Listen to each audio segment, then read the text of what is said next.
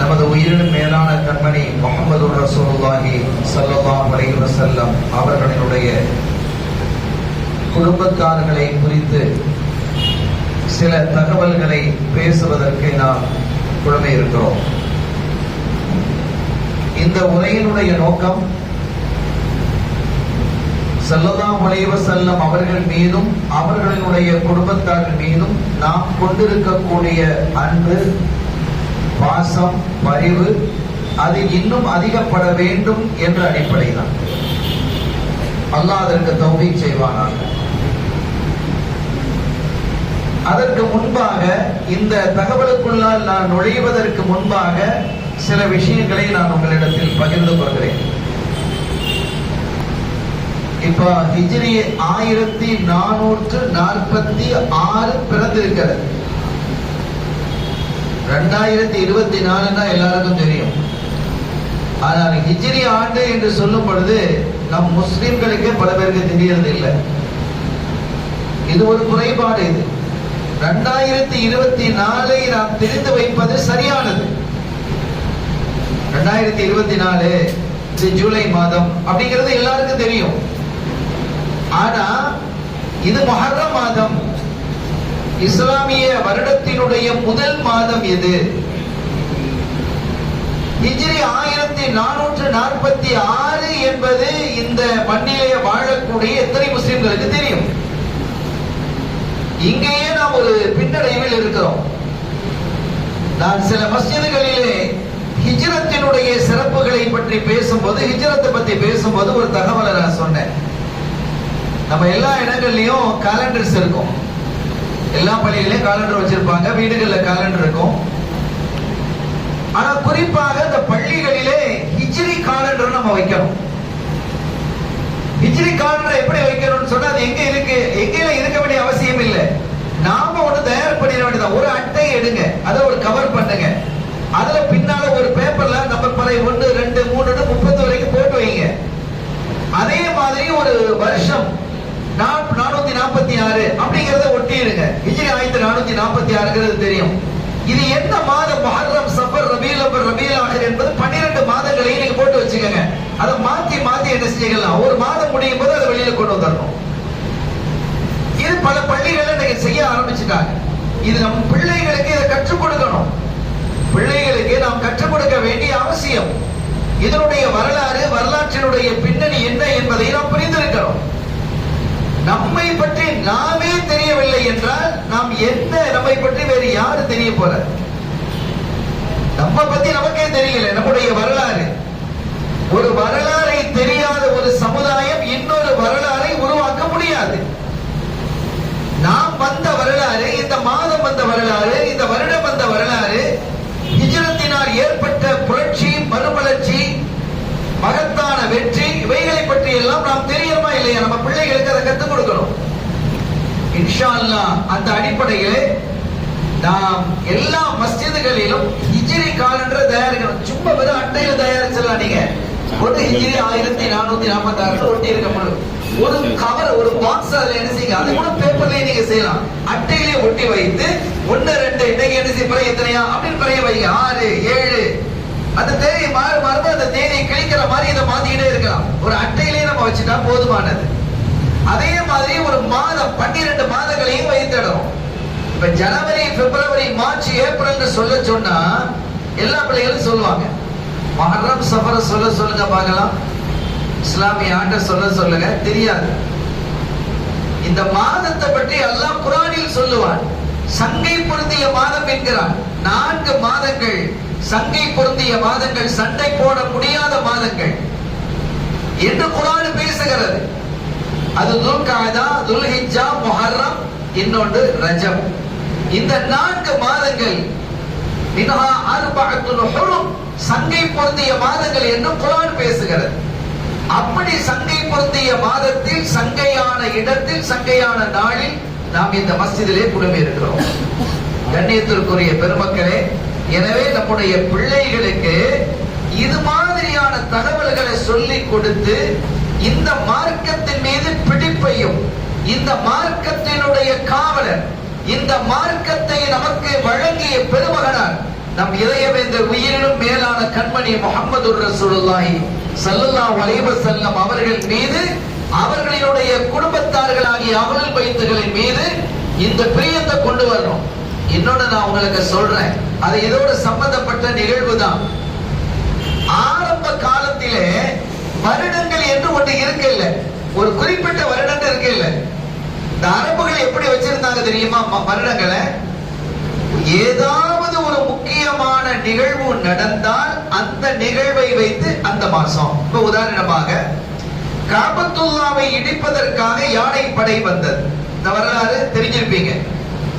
அலம் தர கைஃப ஃபஅல ரப்புக பி அஸ்ஹாபில் ஃபீல் என்ற அந்த வசனத்தின் தஃப்சீரை நீங்கள் பார்த்தால் நிறைய அற்புதமான விளக்கங்களை முஃபஸ்ஸிரீன்கள் நமக்கு சொல்லுவார்கள். கண்ணியத்திற்குரிய பெருமக்களே, அந்த யானைப்படை வந்த ஆண்டை யானைப்படை முதலாம் ஆண்டு, யானை ஆண்டு அதுக்கு பேர் வச்சாங்க அரபுகள். யானை ஆண்டு முதலாம் ஆண்டு, யானை ஆண்டு இரண்டாம் ஆண்டு, யானை ஆண்டு மூணாம் ஆண்டு. இதற்கு பின்னால் ஏதாவது இதை விட ஒரு பெரிய நிகழ்வோ அல்லது அத மாதிரி ஒரு நிகழ்வோ நடந்தால் இனி யானை ஆண்டை விட்டுருவாங்க, அந்த ஆண்டு ஆரம்பிப்பாங்க. இப்படியே இருந்து கொண்டு இருந்தது. ஸல்லல்லாஹு அலைஹி வஸல்லம் அவர்கள் ஹிஜ்ரத் வரும்பொழுது இப்படித்தான் இருந்தது. ஸல்லல்லாஹு அலைஹி வஸல்லம் அவர்கள் வஃபாத் ஆகும் வரையும் இப்படித்தான் இருந்தது. ஹிஜ்ரி ஆண்டு பிறக்கவில்லை. அபூபக்கர் சித்தீக் ரலியல்லாஹு தஆலா அன்ஹு அவர்களுடைய ஆட்சி காலம், அவர்களுடைய ஆட்சி காலத்திலேயும் இந்த ஹிஜ்ரி ஆண்டு பிறக்கவில்லை. யாருடைய ஆட்சி காலத்துல ஹிஜ்ரி ஆண்டு வருது அப்படின்னு சொன்னா உமர் ரலியல்லாஹு தஆலா அன்ஹுடைய ஆட்சி காலத்துல தான் இந்த ஹிஜ்ரி ஆண்டு வருது. ஒரு கவர்னர் ஒரு கடிதம் எழுதுகிறார் அல்லது கவர்னருக்கு ஒரு கடிதம் எழுதப்படுகிறது. துல்ஹஜ் மாதம் அப்படின்னு சொல்லி ஒரு தகவல், துல்ஹஜ் மாசத்துல ஒரு நிகழ்ச்சி நடந்தது. அப்ப அந்த கவர்னர் திருப்பி எழுதுகிறார், எந்த துல்ஹஜ் மாதம், போன மாசம் வருஷமா அதுக்கு முந்தின வருஷத்துல உள்ளதா அப்படின்னு எழுதும் போது எந்த வருஷம் எழுத முடியல. காரணம், அரபுகளுக்கு என்று முஸ்லிம்களுக்கு என்று மோமியர்களுக்கு என்று வருஷம் இல்ல. அப்படின்னு ஒரு வருஷம் இருக்கா? இல்ல. இப்பதான் உமர் ரலியல்லாஹு தஆலா அவர்கள் யோசிச்சாங்க. யோசித்து இதற்கு ஒரு முடிவு கட்டணும், ஒரு அழகான வருடத்தை, இஸ்லாமிய வருடத்தை நாம் கொண்டு வரணும் அப்படின்னு சஹாபிகளை எல்லாம் அழைத்து ஒரு அற்புதமான ஆலோசனையை செய்தார்கள். அப்ப எல்லாரும் ஒத்துக்கிட்டாங்க, ஒரு வருஷத்தை நம்ம கொண்டு வரத்தான் செய்யணும், வருஷத்தை நம்ம கொண்டு வரணும். எந்த அடிப்படையில் இந்த வருஷத்தை கொண்டு வருவது, அதற்கு என்ன பெயர் வைப்பது என்ன ஒரு கேள்வி எழுந்ததும் சில பேர் சொன்னாங்க, சில சஹாபிகள் சொன்னாங்க, ரசூல் ஸல்லல்லாஹு அலைஹி வஸல்லம் அவர்கள் பிறந்த அந்த மீலாது வருடம் என்று நாம் கொண்டு வருவோம் அப்படின்னா. சில சஹாபிகள் சொன்னாங்க, ஸல்லல்லாஹு அலைஹி வஸல்லம் அவர்கள் 40வது வயதில் தான் தன்னை நபி என்று பிரகடனப்படுத்தினார்கள், அதனால் நுபுவத் வருடம் என்று கொண்டு வருவோம் அப்படின்னு சொன்னாங்க. இன்னும் சில பேர் சொன்னாங்க, தொழுகை கடமையாக்கப்பட்டது ஸல்லல்லாஹு அலைஹி வஸல்லம் அவர்கள் மிஅராஜுக்கு சென்ற பொழுது, எனவே மிஅராஜ் வருடம் என்று கொண்டு வருவோம் அப்படின்னு சொன்னாங்க. சையதுனா அலி ரலியல்லாஹு தஆலா அவர்கள் சொன்னார்கள், எப்போது ஸல்லல்லாஹு அலைஹி வஸல்லம் அவர்கள் மதீனா ஷரீஃபுக்கு ஹிஜ்ரத் வந்தார்களோ அதற்கு பிறகுதான் இஸ்லாம் வேகமாக வளர ஆரம்பித்தது. அதற்கு பிறகுதான் சட்ட திட்டங்கள் எல்லாம் குர்ஆனில் அருளப்பட்டது. அதற்கு பிறகுதான் இஸ்லாத்தில் மறுமலர்ச்சி ஏற்பட்டது, புரட்சி ஏற்பட்டது, விழிப்புணர்வு ஏற்பட்டது, உலகெங்கும் இஸ்லாம் போக துவங்கியது. எனவே ஹிஜ்ரி என்ற ஆண்டுக்கு பெயர் வைக்க வேண்டும், அதிலிருந்து தொடங்க வேண்டும் என்று சொன்ன பொழுது எல்லா சஹாபிகளும் உமர் ரலியல்லாஹு தஆலா அவர்கள் உட்பட எல்லாரும் ஏத்துக்கிட்டாங்க. இப்படித்தான் ஹிஜ்ரி ஆண்டு பிறந்தது. இந்த ஹிஜ்ரி ஆண்டை அறிவித்தவர்கள் யார் என்றால் சையதுனா அலி கர்ரமல்லாஹு வஜ்ஹஹு ரலியல்லாஹு தஆலா அஹ்லுல் பைத்ல உள்ளவங்க. அவங்க தான் இதை கொண்டு வந்தாங்க. உமர் ரலியல்லாஹு தஆலா அவர்களுடைய ஆட்சி காலம், அவர்கள் இதை அங்கீகரிக்கிறார்கள். எனவே அந்த வகையிலே புத்தாண்டு நமக்கு பிறந்திருக்கிறது ஹிஜ்ரி 1446. இதை நாம் எல்லாரும் பிள்ளைகளுக்கு சொல்லிக் கொடுக்கணும். வீட்டில் இருக்கக்கூடிய பொண்ணுகளுக்கு சொல்லணும். 2024 எல்லாருக்கும் தெரியுதா இல்லையா? 1446 தெரியலையே. நாம் எவ்வளவு பின்தங்கி இருக்கிறோம் என்பதற்கு இதெல்லாம் சான்று. நம்முடைய இஸ்லாம் அறிவித்திருக்கக்கூடிய இந்த மார்க்க இந்த மாதங்களை பற்றியோ அல்லது வருடங்களை பற்றியோ கூட அறிவு இல்லாமல் நாம் இருக்கிறோம் என்றால் இந்த சமூகத்தினுடைய பின்னடைவு அது. நாம் துல்லியமாக இருக்கிறோம். சில ஊர்கள்ல இந்த மாதங்களை எல்லாம் குழந்தைகளுக்கு படிச்சு கொடுக்கறாங்க. வரிசையா சொல்லணும். மதரசாக்கள்ல முஹர்ரம், சஃபர், ரபீஉல் அவ்வல், ரபீஉல் ஆகிர், ஜமாதுல் அவ்வல், ஜமாதுல் ஆகிர் 12 மாசத்தை பாடமாக்க சொல்லி இருக்கிறாங்க. பிள்ளைகளுக்கு பாடமாக்கி கொடுக்கணும். இது ஒரு இது ஒரு பெரிய பாரிய விஷயம் என்று நான் சொல்ல விடவில்லை. இதெல்லாம் அடிப்படை விஷயம். நம்முடைய தீனுக்கு இதெல்லாம் துணை நிற்கும். இதே போன்று கண்மணி நாயகம் ஸல்லல்லாஹு அலைஹி வஸல்லம் உடைய பெற்றோரினுடைய பெயர்கள் அதுநாள் வரைக்கும் 21 தலைமுறையினுடைய பிள்ளைகளுக்கு கற்றுக் கொடுக்கணும். நாமும் படிக்கணும். ரசூலுல்லாஹ்வுடைய அத்தா, அவங்களுடைய அத்தா, அவங்களுடைய அத்தா, அவங்களுடைய அத்தா என்று 21 தலைமுறைகளை சில ஊர்கள் அதை பாடமாக்கி வச்சிருக்கிறார். நம் பிள்ளைகளுக்கு அதை கற்றுக் கொடுக்கிறோம். இதெல்லாம் அவசியம் என்பதை இந்த நேரத்தில் நான் ஆரம்பத்தில் துவக்கமாக நான் உங்களுக்கு சொல்லிக் கொடுக்கிறேன். இப்ப நான் செய்திக்கு வர்றேன். அருமையானவர்களே, இன்றைக்கு அஹ்லுல் பைத்துகளை பற்றி நாம் பேச இருக்கிறோம்.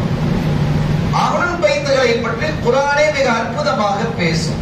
நாம் ஆரம்பத்தில் ஓதி காட்டோம். இன்னமா யுரீதுல்லாஹு லியுذஹிப அன்குமுர் ரிஜ்ஸ அஹ்லல் பைத்தி வ யுطஹிரகும் தத்ஹீரா என்று குர்ஆன் சொல்லுகிறது. அல்லாஹ்வினுடைய விருப்பம் என்ன தெரியுமா? அல்லாஹ்வினுடைய விருப்பம் என்ன தெரியுமா? அஹ்லுல் பைத்தே, கண்மணி நாயகத்தினுடைய குடும்பத்தார்களே, உங்களை விட்டும் ரிஜ்ஸ் என்று சொல்லக்கூடிய அசுத்தங்களை அகற்றி உங்களை பரிசுத்தப்படுத்துவதுதான் அல்லாஹ்வினுடைய விருப்பம் என்கிறார். இது ஒரு பெரிய விஷயமா இல்லையா?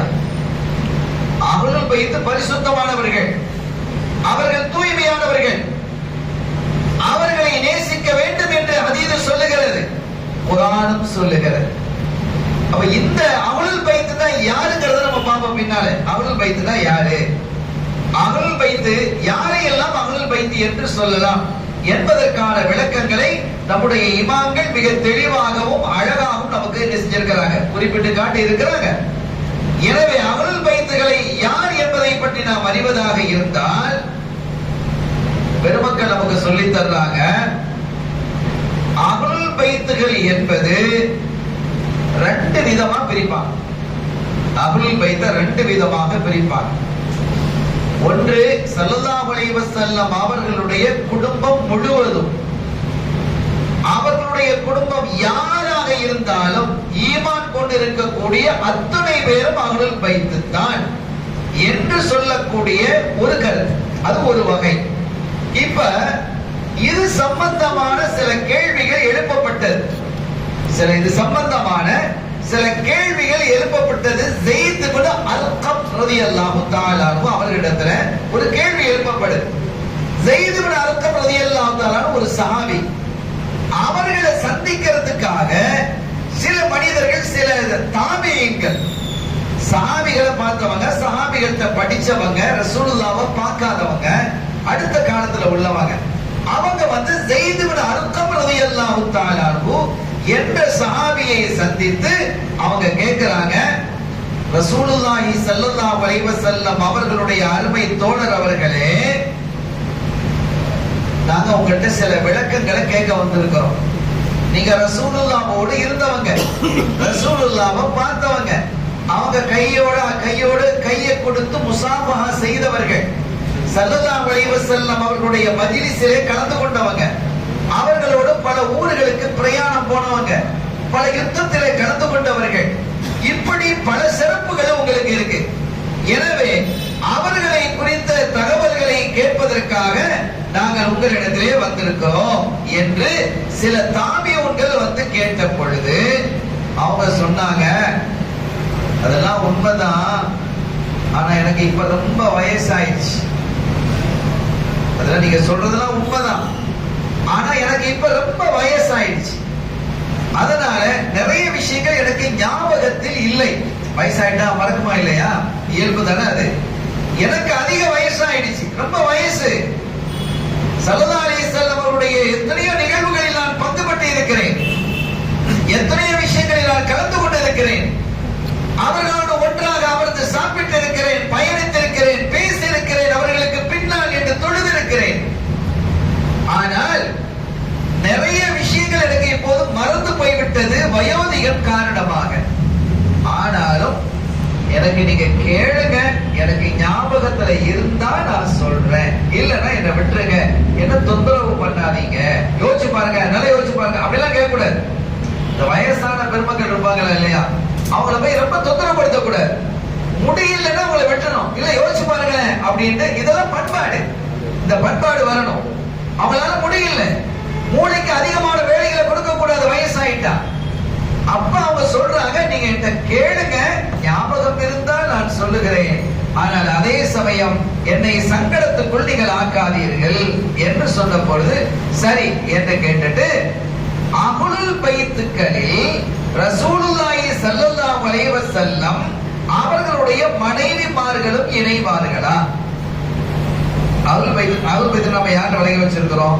ஸல்லல்லாஹு அலைஹி வஸல்லம் அவரோட ஃபாத்திமா நாயகி, அலி ரலியல்லாஹு தஆலா அன்ஹு, ஹசன் ரலியல்லாஹு தஆலா அன்ஹு, ஹுசைன் ரலியல்லாஹு தஆலா அன்ஹு. இதெல்லாம் அஹ்லுல் பைத்ல வழங்கி வச்சிருக்கிறோம்.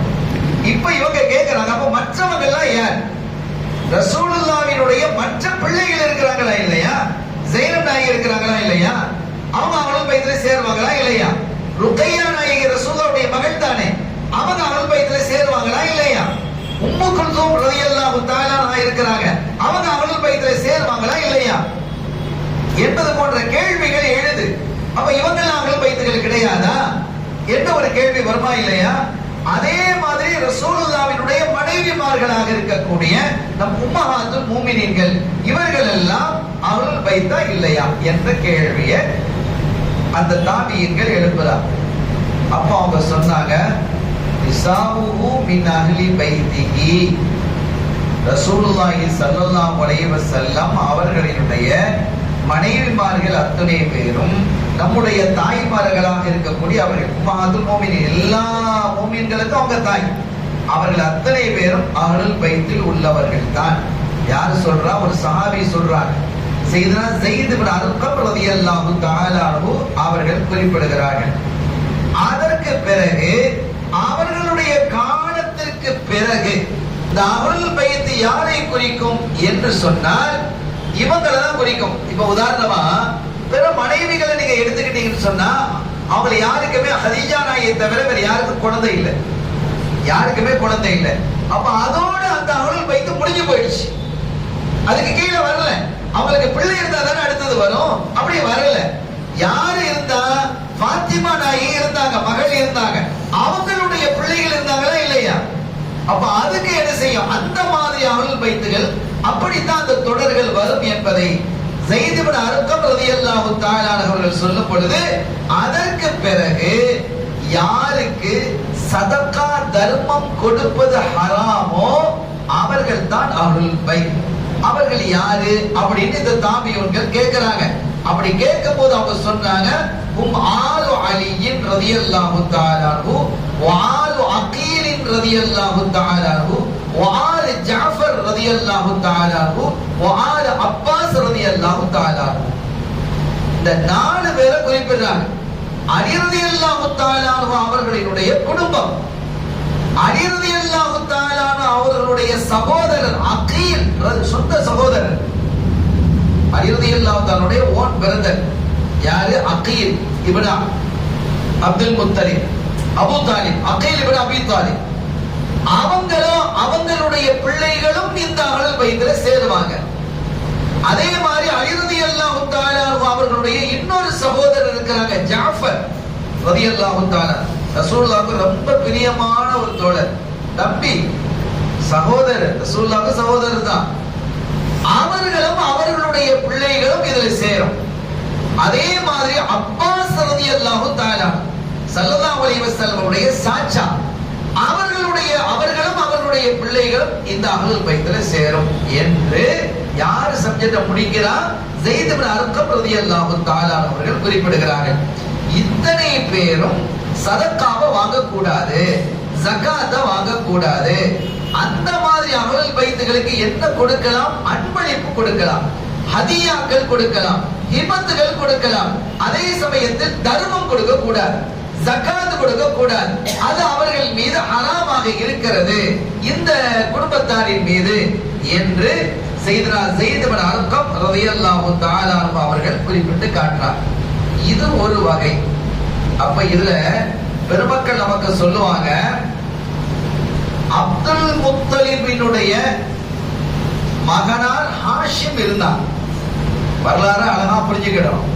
அப்துல் முத்தலிபினுடைய தந்தை ஹாஷிம் இருந்தார். அந்த ஹாஷிமினுடைய வழிமாறுதான் பனு ஹாஷிம் வரும். ஹாஷிமினுடைய குடும்பம் தான் பனு ஹாஷிம். அந்த பனு ஹாஷிமிலே யாரெல்லாம் வருகிறார்களோ அவர்கள் எல்லாம் அஹ்லுல் பைத் என்ற கருத்தின் அடிப்படையிலே இங்கே அலி ரலியல்லாஹு தஆலா அவர்களும் அவர்களினுடைய வழிமாறுகளும் அவர்களுடைய சகோதரர்களினுடைய வழிமாறுகளும் செய்தனா அப்பாஸ் ரலியல்லாஹு தஆலா இவர்கள் எல்லாம் ஹாஷிமி. இந்த ஹாஷிமி கூட்டத்திலே இருக்கக்கூடிய இவர்கள் எல்லாம் அஹ்லுல் பைத்துகள் என்று ஒரு கருத்து. அஹ்லுல் பைத்தை ரெண்டா பிரிக்கிற நம்ம சொன்னோமா இல்லையா? இதுல ஒண்ணு இது. இவங்களை எல்லாம் அஹ்லுல் பைத் என்று சொல்லலாம். இந்த அஹ்லுல் பைத்துக்களிலேயே பிரத்யேகமானவர்கள் என்று ஒன்று இருக்கு. ஸ்பெஷல் விஐபி ஒன்று இருப்பாங்க, விவிஐபி ஒன்று இருக்காங்கல்ல, விஐபி இருப்பாங்க. அப்ப இவங்க எல்லாம் விஐபி. இந்த அஹ்லுல் பைத்துக்களிலேயே மிக டாப்ல இருக்கிறவங்க யாரு அப்படின்னு கேட்டா, உம்மு சலமா ரலியல்லாஹு தஆலா அன்ஹா ஸல்லல்லாஹு அலைஹி வஸல்லம் அவருடைய துணைவியார். அவங்க ஒரு விஷயத்தை சொல்றாங்க. என்ன சொல்றாங்க? நான் ஒரு முறை எங்க வீட்டுல இருந்தேன். எங்க வீட்டுல தான் ரசூல் ஸல்லல்லாஹு அலைஹி வஸல்லம் இருக்கிறாங்க. இது வேற விதமான ஹதீதுகளும் வருது. நான் ஒரு செய்தியை மட்டும் இங்க குறிப்பிடுறேன். அப்படி உட்கார்ந்து இருக்கும் போது அவர்களிடத்துல ஒரு போர்வை இருந்தது. ஸல்லல்லாஹு அலைஹி வஸல்லம் ஒரு போர்வையை வச்சிருந்தாங்க. அந்த போர்வையை தன் மேடையில இப்படி போத்தி இருந்தாங்க. இந்த சமயம் ஹசன் ரலியல்லாஹு தஆலா வந்தாங்க. சின்ன பிள்ளை அவங்க. ஹசன் ரலியல்லாஹு தஆலா வர்றாங்க. அந்த பிள்ளைய அந்த போர்வைக்குள்ள உள்ள உட்கார வச்சுக்கிட்டாங்க. போர்வை போட்டு நீங்க தம்பி உட்காருங்க அப்படின்னு பக்கத்துல உட்கார வச்சுக்கிட்டாங்க. இன்னும் கொஞ்ச நேரம் இருக்கும் ஹுசைன் ரலியல்லாஹு தஆலா வந்தாங்க. அவங்களையும் போர்வைக்குள்ள ஒரு பக்கம் உட்கார வச்சுக்கிட்டாங்க. இன்னொரு நேரம் இருக்கும். அந்த நேரத்துல அலி ரலியல்லாஹு தஆலா வந்தாங்க. அவங்களையும் அதுக்குள்ள உட்கார வைக்கிறாங்க. இன்னொரு நேரத்துல ஃபாத்திமா நாயகி வர்றாங்க. அவங்களையும் உட்கார வைக்கிறாங்க. 4 பேரையும் உட்கார வச்சு அவங்க ஒண்ணு 5. இந்த போர்வைக்குள்ள 5. இப்போ இந்த போர்வையை போர்த்துவதற்கு முன்பாக இந்த வசனம் இறங்கிச்சு. நான் ஓதுறேன் இல்ல, இன்னமா யுரீதுல்லாஹு லியுذஹிப அன்குமுர் ரிஜ்ஸ அஹ்லல் பைத் வ யுதஹிரகும் தத்ஹீரா என்ற வசனம் இறங்குகிறது. அந்த வசனம் இறங்கியதற்கு பிறகுதான் ஸல்லல்லாஹு அலைஹி வஸல்லம் இந்த போர்வையை வைத்து இந்த வரக்கூடிய ஒவ்வொரு ஆளா உள்ள நுழைத்துட்டு இவர்கள் தான் நாங்கள் தான் அஹ்லுல் பைத் அப்படின்னு அறிவிக்கிறாங்க. இதுல யார் இருக்கிறா? 5 பேர் இருக்கிறாங்க. ஸல்லல்லாஹு அலைஹி வஸல்லம் இருக்கிறாங்க. அன்னையர் திலகம் செய்தத்னா ஃபாத்திமா நாயகி ரலியல்லாஹு தஆலா அன்ஹா இருக்கிறாங்க. செய்தனா அலியுன் கர்ரமல்லாஹு வஜஹு ரலியல்லாஹு தஆலா அன்ஹு இருக்கிறாங்க. செய்தனா ஹசன் ரலியல்லாஹு தஆலா அன்ஹு இருக்கிறாங்க. செய்தனா ஹுசைன் ரலியல்லாஹு தஆலா அன்ஹு இருக்கிறாங்க. இந்த 5 பேர் இப்ப அந்த போர்வையை போட்டுக் கொண்ட ஸல்லல்லாஹு அலைஹி வஸல்லம் சொன்னாங்க, இவர்கள் தான் அஹ்லுல் பைத் அப்படின்னு சொன்னாங்க. இந்த நேரத்துல இன்னொரு செய்தி சொல்லணும். உம்மு சலமா ரலியல்லாஹு தஆலா இருந்தாங்க இல்ல, அவங்க வீட்ல தானே இது நடக்குது. ரசூலுல்லாஹ்வுடைய மனைவி, நமக்கு தாய் அம்மா, அவங்க வீட்ல தான் இது நடக்குது. அவங்க என்ன செஞ்சாங்க? அந்த போர்வைக்குள்ள உள்ள போய் அவங்களும் உள்ள நுழையிறதுக்கு தலைய விட்டாங்க. ஸல்லல்லாஹு அலைஹி வஸல்லம் தடுத்துட்டான். நீங்க வெளியில இருங்க, உங்களுக்கு வேறு சிறப்புகள் இருக்குது அப்படின்னு சொல்லி முடிச்சிட்டாங்க. அப்ப அவங்களும் அஹ்லுல் பைத் தான் என்றாலும் இந்த ஸ்பெஷல் கோட்டாவில் அவர்கள் இல்லை. இந்த ஸ்பெஷல்ல இருப்பவர்கள் யார் என்றால் இந்த 5 பேர் தான். எனவே அலி ரலியல்லாஹு தஆலா அவர்களுடைய எல்லா பிள்ளைகளும், அலி ரலியல்லாஹு தஆலா அவருடைய சகோதரர் அகீல் ரலியல்லாஹு தஆலா, ஜாஃபர் ரலியல்லாஹு தஆலா, அவருடைய பிள்ளைகள் எல்லாம் அஹ்லுல் பைத் தான். அவங்களுக்கு எல்லாம் ஜகாத்தையோ சதகாவையோ கொடுப்பது ஹராம் தான் என்றாலும் இந்த அஹ்லுல் பைத்துக்களிலேயே மிக உச்சத்திலே இருப்பவர்கள் யார் என்றால் அன்னையர் திலகம் ஃபாத்திமா நாயகி தான். ஃபாத்திமா நாயகின் வழியாக வரக்கூடிய பிள்ளைகள் தான் இவர்கள் தான் இன்றைக்கு அஹ்லுல் பைத்துகள் என்று இன்றைய பார்வையில் பேசப்படுகிறது. இதை நம்ம வழங்குகிறோம். அலி ரலியல்லாஹு தஆலாவுடைய பிள்ளைன்னு சொல்ல முடியாது. அலி ரலியல்லாஹு தஆலா அன்ஹுக்கும் ஃபாத்திமா நாயகி ரலியல்லாஹு தஆலா அன்ஹா அவர்களுக்கு பிறந்த பிள்ளை. ஏன்னா ஃபாத்திமா நாயகி ரலியல்லாஹு தஆலா அன்ஹா வஃபாத் ஆனதற்கு பிறகு அலி ரலியல்லாஹு தஆலா அன்ஹு வேற கல்யாணம் முடிச்சாங்க. சில கல்யாணங்கள் முடித்தாங்க, பல கல்யாணங்கள் முடிச்சாங்க. அந்த கல்யாணத்தின் வழியாக குழந்தைகள் எல்லாம் பிறந்தது. அவங்க எல்லாம் அஹ்லுல் பைத் இல்லை. நல்ல விளங்கிக்கிடணும். அஹ்லுல் பைத்னா இப்ப தலைப்பு அதுங்கிறதுனால உங்களுக்கு தெளிவுபடுத்துறேன். அவர்கள் எல்லாம் அந்த அஹ்லுல் பைத்தில் வருவார்களா? அலி ரலியல்லாஹு அன்ஹு குடும்பம் தானே. ஆனால் அந்த சிறந்த முதல்ல ஒன்று சொன்னோமா இல்லையா, பொதுவான ஒரு விஷயம், அதுக்குள்ள வரலாம். ஆனால் இந்த அஹ்லுல் பைத் என்று சொல்லக்கூடிய ஸ்பெஷல் கோட்டாவில் அன்னைய திலகம் சையதத்தினா ஃபாத்திமா ரலியல்லாஹு தஆலா அன்ஹா அவர்களினுடைய பிள்ளைகள் பிள்ளைகளுடைய பிள்ளைகள் என்ற வழிபாடு மட்டும்தான் இன்றைக்கு அஹ்லுல் பைத்துகளாக முஸ்லிம்களால், மூமின்களால், இமாம்களால், அறிஞர்களால் பார்க்கப்படுகிறார்கள் என்பதை நாம் விளங்கிக் கொள்ளவும். இப்போ இந்த அஹ்லுல் பைத்துகளை குறித்து அல்லாஹ் இன்னொரு ஆயத்தை சொல்றான் பாருங்க. குல் லா அஸ்அலுக்கும் அலைஹி அஜ்ரன் இல்லல் மவத்தத ஃபில் குர்பா. எவ்வளவு தெளிவா சொல்றான் பாருங்க. நாயகமே, நீங்க உங்க உம்மத்திடத்திலும் சொல்லி விடுங்கள். உங்க உம்மத்தை பார்த்து சொல்லுங்க. உம்மத்துக்கு நீங்க எவ்வளவு பெரிய தியாகங்களை செஞ்சிருக்கிறீங்க. ஸல்லல்லாஹு அலைஹி வஸல்லம் அவருடைய தியாகங்கள் இருக்குது, அது ஒரு பெரிய பட்டியல். அற்புதமான தியாகங்களை அவர்கள் செய்திருக்கிறார்கள். அந்த தியாகத்துக்கு அவங்க இல்லைன்னா எதுவும் இல்லை. ஸல்லல்லாஹு அலைஹி வஸல்லம் இல்லைன்னா எதுவும் இல்லை. ஏதாவது இருக்குமா? ஒண்ணும் இல்லை, சுத்தம் ஒண்ணும் கிடையாது. ஸல்லல்லாஹு அலைஹி வஸல்லம் அவர்களுக்காகத்தான் அல்லாஹ் வானத்தை படைத்தான், பூமியை படைத்தான், கடல்களை படைத்தான், நதிகளை படைத்தான், ஆறுகளை படைத்தான், மலைகளை படைத்தான், காடுகளை படைத்தான், நம்மையும் படைத்தான். எல்லாம் அவங்களுக்காகத்தான், அவங்களை கண்ணியப்படுத்தணுங்கிறதுக்காகத்தான். எனவே அப்படிப்பட்ட ரசூல் ஸல்லல்லாஹு அலைஹி வஸல்லம் அவர்கள் இந்த உம்மத்தின் மீது எப்படி இருக்கிறாங்க தெரியுமா? ரவுஃபுன் ரஹீம். அல்லாஹ் சொல்றான், தன்னுடைய பெயரை சூட்டுகிறான். நாயகமே, நீங்க யாரு தெரியுமா? ரவுஃப். நீங்க யாரு தெரியுமா? ரஹீம். ரவுஃப் ரஹீம்ங்கிறது யாருடைய பேரு? அல்லாஹ்வுடைய பேரு. அஸ்மாஉல் ஹுஸ்னால இருக்கு இல்லையா? அஸ்மாஉல் ஹுஸ்னா இருக்கக்கூடிய பெயரை அல்லாஹ் யாருக்கு சூட்டுறான்? தன்னுடைய ஹபீப் சையதுனா முஹம்மது ரசூலுல்லாஹி ஸல்லல்லாஹு அலைஹி வஸல்லம் அவர்களுக்கு சூட்டி மகிழ்கிறான். நீங்க ரவுஃபாவும் ரஹீமாவும் இருக்கிறீர்கள் என்கிறார். அப்படிப்பட்ட ரவுஃப் ரஹீமாக இருந்து என்ன ரவுஃப் ரஹீமா என்ன? இந்த உம்மத்தின் மீது அவ்வளவு கருணை. நம்ம உம்மத்தில் உள்ள எல்லாரும் சொர்க்கம் போயிடணும். ஹரீசுன் அலைக்கும் பில் மூமினீன். மூமின்கள் அத்தனை பேரும் சொர்க்கம் போயிடணும்னு நீங்க பேராசை கொள்றீங்க. வெறும் ஆசை நாயகமே உங்களுக்கு இருக்கு. ஒருத்தர் கூட விடக்கூடாது, நரகத்துக்கு போக கூடாது, எல்லாருமே சொர்க்கம் போடணும். என்ன ஆசை உங்களுக்கு? அதனால நீங்க ரவுஃப் ரஹீம், ரொம்ப கருணையாளர், கிருபையாளர் என்று அல்லாஹ் வாழ்த்தை சொல்லுகிறான்.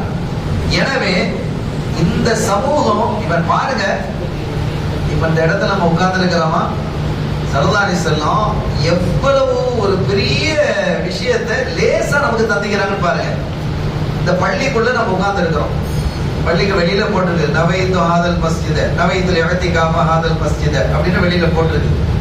யாராவது மனசுல நினைக்க இல்லைன்னா இப்ப நீங்க நினைச்சுக்கிடணும், நான் பள்ளியில் தனிப்படுகிறேன் அல்லது பள்ளியில் இஅ்திகாஃப் செய்கிறேன், இஅ்திகாஃப் இருக்கிறேன் அப்படி நீங்க நினைச்சுக்கிட்டீங்கன்னா, நீங்க சும்மா உட்கார்ந்து இருந்தாலும் சரிதான், நீங்க பயான கேட்டாலும் சரி, பயான கேட்க இல்லைனாலும் சரி, தூங்கினாலும் சரி, உங்களுக்கு நன்மை கிடைக்கும்.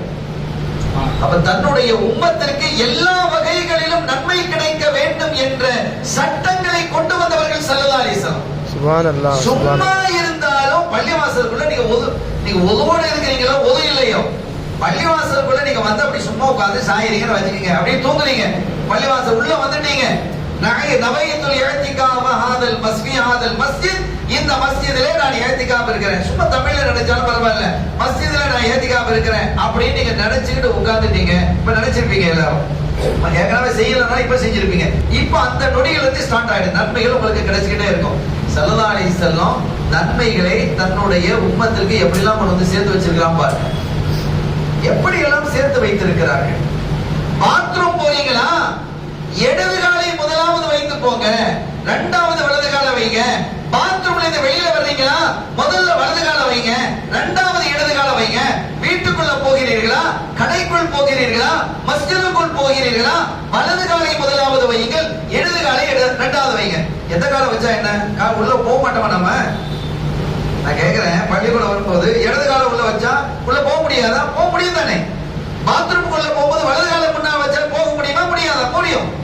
ஆனால் ஒரு டிசிப்ளின், ஒரு ஒழுக்கம், ஒரு பண்பாடு, ஒரு கட்டுப்பாடை ஸல்லல்லாஹு அலைஹி வஸல்லம் ஏற்படுத்தி தந்து அதற்கும் நன்மையை வழங்கலாம். பாத்ரூம்குள்ள போறதுக்கு நன்மை கிடைக்குமா? ஸல்லல்லாஹு அலைஹி வஸல்லம் வழங்க வச்சாங்க. எவ்வளவு கருணை பாருங்க.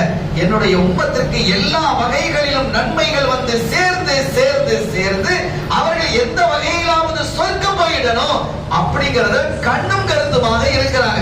ஹரீசுன் அலைக்கும், என்ன ஆசை உங்களுக்கு உங்க உம்மத்தின் மீது, அவர்கள் எல்லாம் சொர்க்கம் போய்விட வேண்டும் என்று எவ்வளவு கருணையோடு நீங்கள் இருக்கிறீர்கள். லிகுல்லி நபியின் தஅவா, எல்லா நபிமார்களுக்கும் ஒரு ஸ்பெஷல் துஆவை அல்லாஹ் கொடுத்திருக்கிறான். அதை கேட்டா அல்லாஹ் உடனே கொடுத்துருவோம். துன்யாவையும் கேட்கலாம், ஆகிரத்தையும் கேட்கலாம். எல்லா நபிமார்களுக்கும் ஒரு ஸ்பெஷல் துஆவை அல்லாஹ் கொடுத்திருக்கிறான். ஆதம் அலைஹிஸ்ஸலாம் அவர்கள் முதல் கொண்டு ரசூல் ஸல்லல்லாஹு அலைஹி வஸல்லம் அவர்கள் வரை எல்லா நபிமார்களுக்குமே ரப்பல் ஆலமீன் அல்லாஹ் ஜல்ல ஷானஹு வ தஆலா இந்த ஸ்பெஷல் துஆவை கொடுத்திருக்கிறார். எல்லா நபிமார்களும் அந்த துஆவை கேட்டு முடிச்சிட்டாங்க. யாரும் பாக்கி வைக்கல. யாரை தவிர நம் இதயவேந்தர் காத்தமுர் ரசூல் முஹம்மதுர் ரசூலுல்லாஹி ஸல்லல்லாஹு அலைஹி வஸல்லம் அவர்களை தவிர நாளை மறுவுலகத்தில் நாம சொல்லலாம் ஹபத், நான் என்ன செஞ்சிருக்கிறேன், அதை ஒளிச்சு வச்சிருக்கிறேங்கிறான். ஒரு பொருளை ஒளிச்சு வைப்போமா இல்லையா? அந்த மாதிரி நான் அந்த துஆவை, ஸ்பெஷல் துஆவை ஒளிச்சு வைத்திருக்கிறேன். நாளை கியாமத்தில் என்னுடைய உம்மத்துக்கள் கஷ்டப்படும் பொழுது அங்க வந்து அந்த துஆவை நான் பயன்படுத்துவேங்கிறான். எந்த அளவுக்கு பாருங்க. ஸல்லல்லாஹு அலைஹி வஸல்லம் சிராத்துல் முஸ்தகீம் பாலம் இருக்கும் இல்ல, அது நரகத்தினுடைய முதுகுல தான் போடப்பட்டிருக்கும். அது கூர்மையாக இருக்கும். அதை பத்தி நிறைய வருது. அத நடந்து போகும் பொழுது ஒவ்வொருத்தரும் தடமாறுவான். அப்படியே தடமாறி கீழே விழுந்தா நரகம் தான். அந்த மாதிரி போகும் பொழுது உம்மத்துக்கள் போகும்போது சிராத்துல் முஸ்தகீம் பாலத்தினுடைய எண்ட்ல நிப்பாங்க ஸல்லல்லாஹு அலைஹி வஸல்லம். அவங்க ஃபர்ஸ்ட்ல போயிடுவாங்க. அப்படி மின்னல் வேகமா நிப்பாங்க. நின்னுட்டு நம்ம கடந்து வந்தாச்சு சொர்க்கம் போகலான்னு போக மாட்டாங்க. அந்த பாலத்திலே நின்று கொண்டு தன்னுடைய உம்மத்துக்கள் வர்றது அப்படி பார்த்துட்டு இருப்பாங்க. யாராவது தடமாறுறான், அப்படி இப்படி தடமாறுது, அசையலாம், கீழே விழுந்துருவான் அப்படிங்கிற நிலைமை இருந்தா அல்லாஹும்ம சல்லிம், அல்லாஹும்ம சல்லிம், இறைவா அவனை ஈடேற்றி விடு, அவனை காப்பாற்றி விடுன்னு கேட்பாங்க ஸல்லல்லாஹு அலைஹி வஸல்லம். எவ்வளவு கருணைன்னு யோசிச்சு பாருங்க. ஸல்லல்லாஹு அலைஹி வஸல்லம் மீது நம்ம என்ன அனுபவிச்சிருக்கிறோம், அவங்க நம்ம மேல எவ்வளவு அனுபவிச்சிருக்காங்க. அல்லாஹும்ம சல்லிம், அல்லாஹும்ம சல்லிம் அப்படின்னு அந்த இடத்துல நின்று சல்லிம் சல்லிம் சல்லிம்னு சொல்லிட்டே இருப்பான். எவ்வளவு கருணையானவர்கள் ஸல்லல்லாஹு அலைஹி வஸல்லம். அப்ப இவ்வளவு கருணையும் இவ்வளவு தியாகமும் இந்த உம்மத்திற்காக செய்த ஸல்லல்லாஹு அலைஹி வஸல்லம் இந்த உம்மத்திடத்துல என்ன கேட்கிறாங்க? ஏதாவது கேட்டாங்களா? எனக்கு துஆ செய்யுங்க, எனக்கு அப்படி செய்யுங்க, அதை கொடுத்தாங்க, இதை கொடுத்தாங்கன்னு ஏதாவது கேட்கிறாங்களா? அல்லாஹ் சொன்னான், குல் லா அஸ்அலுக்கும் அலைஹி அஜ்ரா, நான் எதையும் கேட்க மாட்டேன். நான் இருக்கிற நாயமே உங்களுக்கு, நீங்க உங்க உம்மத்திடத்துல எதையும் கேட்காதீங்க. ஆனா ஒண்ணு கேளுங்க அப்படிங்கிறான். ஒண்ணே ஒண்ண மட்டும் நீங்க கேளுங்க, வேற எதையும் கேட்காதீங்க. என்ன கேட்கணும்? இல்லல் மவத்தத ஃபில் குர்பா, அஹ்லுல் பைத்துக்களை நேசிப்பதை மட்டும் கேளுங்கங்கறான் அல்லாஹ். குர்ஆன் தானே சொல்லுது. அப்ப குரு ரசூலுல்லாஹ்வினுடைய குடும்பத்தாரை நேசிக்கிறதை நீங்க கேட்கணும்ங்கறான் அல்லாஹ். நீங்க கேளுங்க நாயகமே என்று கேட்டதும் ஸல்லல்லாஹு அலைஹி வஸல்லம் என்னுடைய குடும்பத்தை நேசிங்கன்னு கேட்கறான். அந்த ஹதீஸை பாருங்க. அத்திபு அவுலாதக்கும் அலா ஹிசாலி தலாத்தின், உங்களுடைய பிள்ளைகளுக்கு 3 விஷயங்களை கற்றுக் கொடுங்க, படிச்சு கொடுங்க. அத்திபு, கற்றுக் கொடுங்க. ஒழுக்க ரீதியாக அவர்களை உருவாக்குங்கள். உங்க பிள்ளைகளுக்கு அதை செய்யணும். ஃபர்ஸ்ட் என்ன தெரியுமா? அலா ஹுப்பி நபியிக்கும், உங்கள் நபியினுடைய அன்பை கற்றுக் கொடுங்க. ரசூலுல்லாஹ்வுடைய மஹப்பத்தை கற்றுக் கொடுங்க. என்னுடைய அன்பை கற்றுக் கொடுங்க. என் மேல அவங்க பிரியமா இருக்கணும். சஹாபிகள் தன்னுடைய பிள்ளைகளுக்கு இப்ப கற்றுக் கொடுத்தாங்களா இல்லையா? ஒரு தகவலை பாருங்க. இந்த பிள்ளைகள்லாம் இந்த சஹாபியத்து பொம்பளைகள் இருப்பாங்கல்ல, சஹாபியத்து பொம்பளை, சஹாபிகளினுடைய மனைவிமார்கள் எப்ப பார்த்தாலும் பிள்ளைகள் இடத்துல ரசூலுல்லாஹி ஸல்லல்லாஹு அலைஹி வஸல்லம் பத்தியே பேசுறது. நம்ம பேசுறோமா பிள்ளைகிட்ட? நம்ம வீடுகள்ல ரசூலுல்லாஹ் பத்தி பேசப்படுதா? அவங்கள பத்தியே பேசுவாங்க. ரசூலுல்லாஹ் ரசூலுல்லாஹ் ரசூலுல்லாஹ்னு சொல்லிட்டே இருப்பாங்க. இதனால என்ன ஆயிடுச்சுன்னா அந்த பிள்ளைகள், குழந்தைகள், சிறுவர்கள், சிறுமிகளுடைய கல்புல ரசூலுல்லாஹ் மீது பாசம் பொங்கிடுச்சு. அதனால என்ன ஆச்சுன்னா, ஒரு நாளைக்கு ஒரு தடவையாவது ரசூலுல்லாஹ் எவ்வளவு தூரத்துல இருந்தாலும் வந்து பார்த்துட்டு போயிடுவாங்க. அந்த பிள்ளைலாம் ரசூலுல்லாஹ் பார்க்கணும், ரசூலுல்லாஹ் பார்க்கணும். இப்ப நீங்க பாருங்க, அம்மாவை விட்டு அம்மா ஒரு இடத்துக்கு போயிருக்கிறாங்க, குழந்தை ஒரு பள்ளிக்கூடத்துக்கு போயிருக்குது, யூகேஜி படிக்குது, எல்கேஜி படிக்குது, ஃபர்ஸ்ட் ஸ்டாண்டர்ட் படிக்குது. அப்படி போன அந்த புள்ள வரும்போது முதல்ல வீட்டுக்கு வந்தோடனே யாரை கேட்கும்? அம்மா இங்க அப்படி கேக்குதா இல்லையா? வீட்டுக்கு வந்த உடனே யாரை கேட்கும்? அம்மா இங்க, மம்மி எங்க? மம்மின்னு படிச்சு கொடுத்துருக்காங்க. இப்போ அம்மான்னு சொல்லி கொடுக்கணும். மம்மி கம்மி எல்லாம் பேசக்கூடாது, அதெல்லாம் நல்ல பண்பாடு இல்ல. நமக்கு அம்மா சொல்லலாம், பிரச்சனை இல்ல. அதை விட சிறந்தது உம்மான்னு சொல்லி கொடுக்கணும். உம்மு அப்படிங்கிறது தான் அரபு வார்த்தை. ஆனா அம்மான்னு சொல்றது தமிழ் வார்த்தை, தப்பு இல்ல. சரி, அம்மாவை தேடுதா இல்லையா? வந்த உடனே அந்த குழந்தை யாரை தேடுது? யாரு இந்த வீட்டுல எத்தனை பேர் இருப்பாங்க? அம்மா இங்க, அம்மா இல்லையா? அப்படிதான் குழந்தை கேக்குது. நம்ம வீட்லயே பாக்குறோம், நாங்களாம் இதை பார்க்கத்தான் செய்யறோம். அப்ப தாயின் மீது அவ்வளவு பெரிய பாசம் கொண்டிருக்கிறது. சஹாபிகளினுடைய பிள்ளைகள்லாம் என்ன செய்ய தெரியுமா? ரசூலுல்லாஹ்வை கேட்கும். சுப்ஹானல்லாஹ். சஹாபியத்துடைய பிள்ளைகள்லாம் ரசூலுல்லாஹ், ஐன ரசூலுல்லாஹ், நான் ரசூலுல்லாஹ் பார்க்கணும், என்ன கூட்டிட்டு போய் காட்டுங்க வாப்பா, என்ன கூட்டிட்டு போய் காட்டுங்க அத்தா அப்படின்னு சொல்லி என்ன செய்யும்? தங்களுடைய பெற்றோருக்கு கட்டளையிடும் ரசூலுல்லாஹ்வை பார்க்கணும் அப்படின்னு. ஸல்லல்லாஹு அலைஹி வஸல்லம் மதீனாவை விட்டு ரொம்ப தூரமா போனது தபூக்குக்கு தான் போனாங்க. தபூக் யுத்தம் சிரியா பகுதி, அது அந்த பகுதிக்கு தான் என்ன செய்றாங்க? மதீனா விட்டு ரொம்ப தூரம் வெளியில போயிருக்கிறாங்க. ஆனா இவ்வளவு தூரம் போனது இல்லை, அதுதான் ரொம்ப தூரம். என்ன ஆச்சு தெரியுமா? மதீனாவில் இருக்கக்கூடிய பிள்ளைகள் அவங்களுடைய அம்மாமார்களை பாடாப்படுத்திச்சு. ரசூலுல்லாஹ் எங்கே, ரசூலுல்லாஹ் எங்கே, ரசூலுல்லாஹ் எங்கே, எவ்வளவு அன்பு படிச்சு கொடுத்திருக்கிறாங்க. இல்ல வந்துருவாங்க வந்துருவாங்க நாளைக்கு வந்துருவாங்க, அவங்களால முடியல. சில பிள்ளைகள் சொல்லிட்டு ரசூலுல்லாஹ் பார்க்காம நாங்க சாப்பிட மாட்டோம், ரசூல் ஸல்லல்லாஹு அலைஹி வஸல்லம் அவர்களை பார்க்காமல் தூங்க மாட்டோம். என்ன மாதிரி அப்படி துடித்து போனார்கள். அவங்களை எல்லாம் சமாதானப்படுத்துவதற்கு பாடாய்பட்டு போனார்கள் தாய்மார்கள், சஹாபியத்துகள். எப்படா வரமாட்டாங்கன்னு துடிச்சுட்டே இருந்தாங்க. அவங்களும் தேடுறாங்க. ஆனா அவங்களாம் கொஞ்சம் பக்குவப்பட்டவங்கனால இருக்கிறாங்க. அந்த பிள்ளைகளால இருக்க முடியல, பிள்ளைகளால இருக்க முடியல. இப்ப நம்ம பிள்ளை இருக்கிறவங்க, நம்ம மகள் இருக்கிறா, மகன் இருக்கிறாரு, வெளியில போயிட்டாரு, வெளிநாட்டுக்கு போயிட்டாரு, கவலையா இருக்கதானே செய்யும். பிள்ளைகளை பிரிஞ்சிருக்கிறது. ஆனா பொறுமையா இருக்கிறோமா இல்லையா? ஆனா ஒரு அம்மாவை அந்த குழந்தை பிரிஞ்சதுன்னு வைங்க, இருக்குமா? அடம் பிடிச்சுக்கிட்டே இருக்கும், ஆடிக்கிட்டு இருக்கும், அழுதுகிட்டு இருக்கும். அதை விட அதிகமாக இந்த குழந்தைகள் எல்லாம் அம்மா வீட்டுல இருக்கிறாங்க, அத்தா வீட்டுல இருக்கிறாங்க. ஆனாலும் அந்த குழந்தைகள் கேட்டதெல்லாம் என்ன? ரசூலுல்லாஹ் எங்க, எப்ப வருவாங்க, எப்ப வருவாங்க. கடைசியில இவங்களுக்கெல்லாம் முடியாம போயிடுச்சு. முடியல. ஒரு கட்டத்துல ரசூல் ஸல்லல்லாஹு அலைஹி வஸல்லம் நாளைக்கு வர்றாங்க அப்படிங்கிற தகவல் கிடைச்சிச்சு. மதீனாவுக்குள்ள வந்துட்டு இருக்கிறாங்க, நாளைக்கு மதீனாவுக்கு வந்துடுறோன்னே, நாளைக்கு வர்றாங்கப்பா, ரசூலுல்லாஹ் வர்றாங்கன்னே அவங்க குழந்தைகளுக்கெல்லாம் சந்தோஷமா தாங்க முடியல. ரசூலுல்லாஹ் வர்றாங்க, ரசூலுல்லாஹ் வர்றாங்க, ஒரே கொண்டாட்டம். ஸல்லல்லாஹு அலைஹி வஸல்லம் அவர்கள் மீது அவ்வளவு பிரியம் வச்சிருந்தாங்க பிள்ளைகள்லாம். அடுத்த நாள் காலையில எழுந்ததுன்னா ரசூலுல்லாஹ் பார்க்கணும்னு எழுந்திருக்கிறாங்க. எழும்போதே அதுதான் சொல்றாங்க. சரி வாங்கன்னு சொல்லி எல்லா தாய்மார்களும் இருக்கிறவங்க எல்லாம் என்ன செய்ய, குழந்தைகள் எல்லாம் கூட்டிட்டு போய் மதீனாவினுடைய எல்லை வரை போய் நின்றாங்க. ஸல்லல்லாஹு அலைஹி வஸல்லம் வரவேற்க. அப்படி எல்லையில போய் நிற்கும் போது ஸல்லல்லாஹு அலைஹி வஸல்லம் அங்கே ஒட்டகத்துல குதிரையில சஹாபிகளோட வர்றாங்க. அவங்க எவ்வளவு பெரிய ஆள் பாருங்க, கருணையா இருப்பாங்க. எப்பவும் மதீனா ஷரீஃபுக்குள்ள வரும் பொழுது ஸ்வீட்டோட தான் வருவாங்க. உள்ள பிள்ளைகளுக்கு, குழந்தைகளுக்கு ஸ்வீட் கொடுக்கிறது இது ஒரு சுன்னத்து. நாம வெளியூருக்கு போனா நம்ம பிள்ளைகளுக்கு என்ன வாங்கிட்டு போனோம்? இனிப்புகளை வாங்கிட்டு போனோம். இது சுன்னத்து ரசூலுல்லாஹி ஸல்லல்லாஹு அலைஹி வஸல்லம். இதெல்லாம் படிக்கணும், செய்யணும். என்ன வந்துற போகுது ஸ்வீட்டுக்கு? ஒரு 50 ரூபா வருமா, 100 ரூபா வருமா? நீங்க 50 ரூபா ரசூலுல்லாஹ் இதை செஞ்சாங்க, நீங்க செஞ்சீங்க, அது இபாதத், அது வணக்கமாயிடும். அதற்கு உங்களுக்கு கூலி தவாபு. அது 5 கோடி ரூபாய் அல்ல தர்மம்.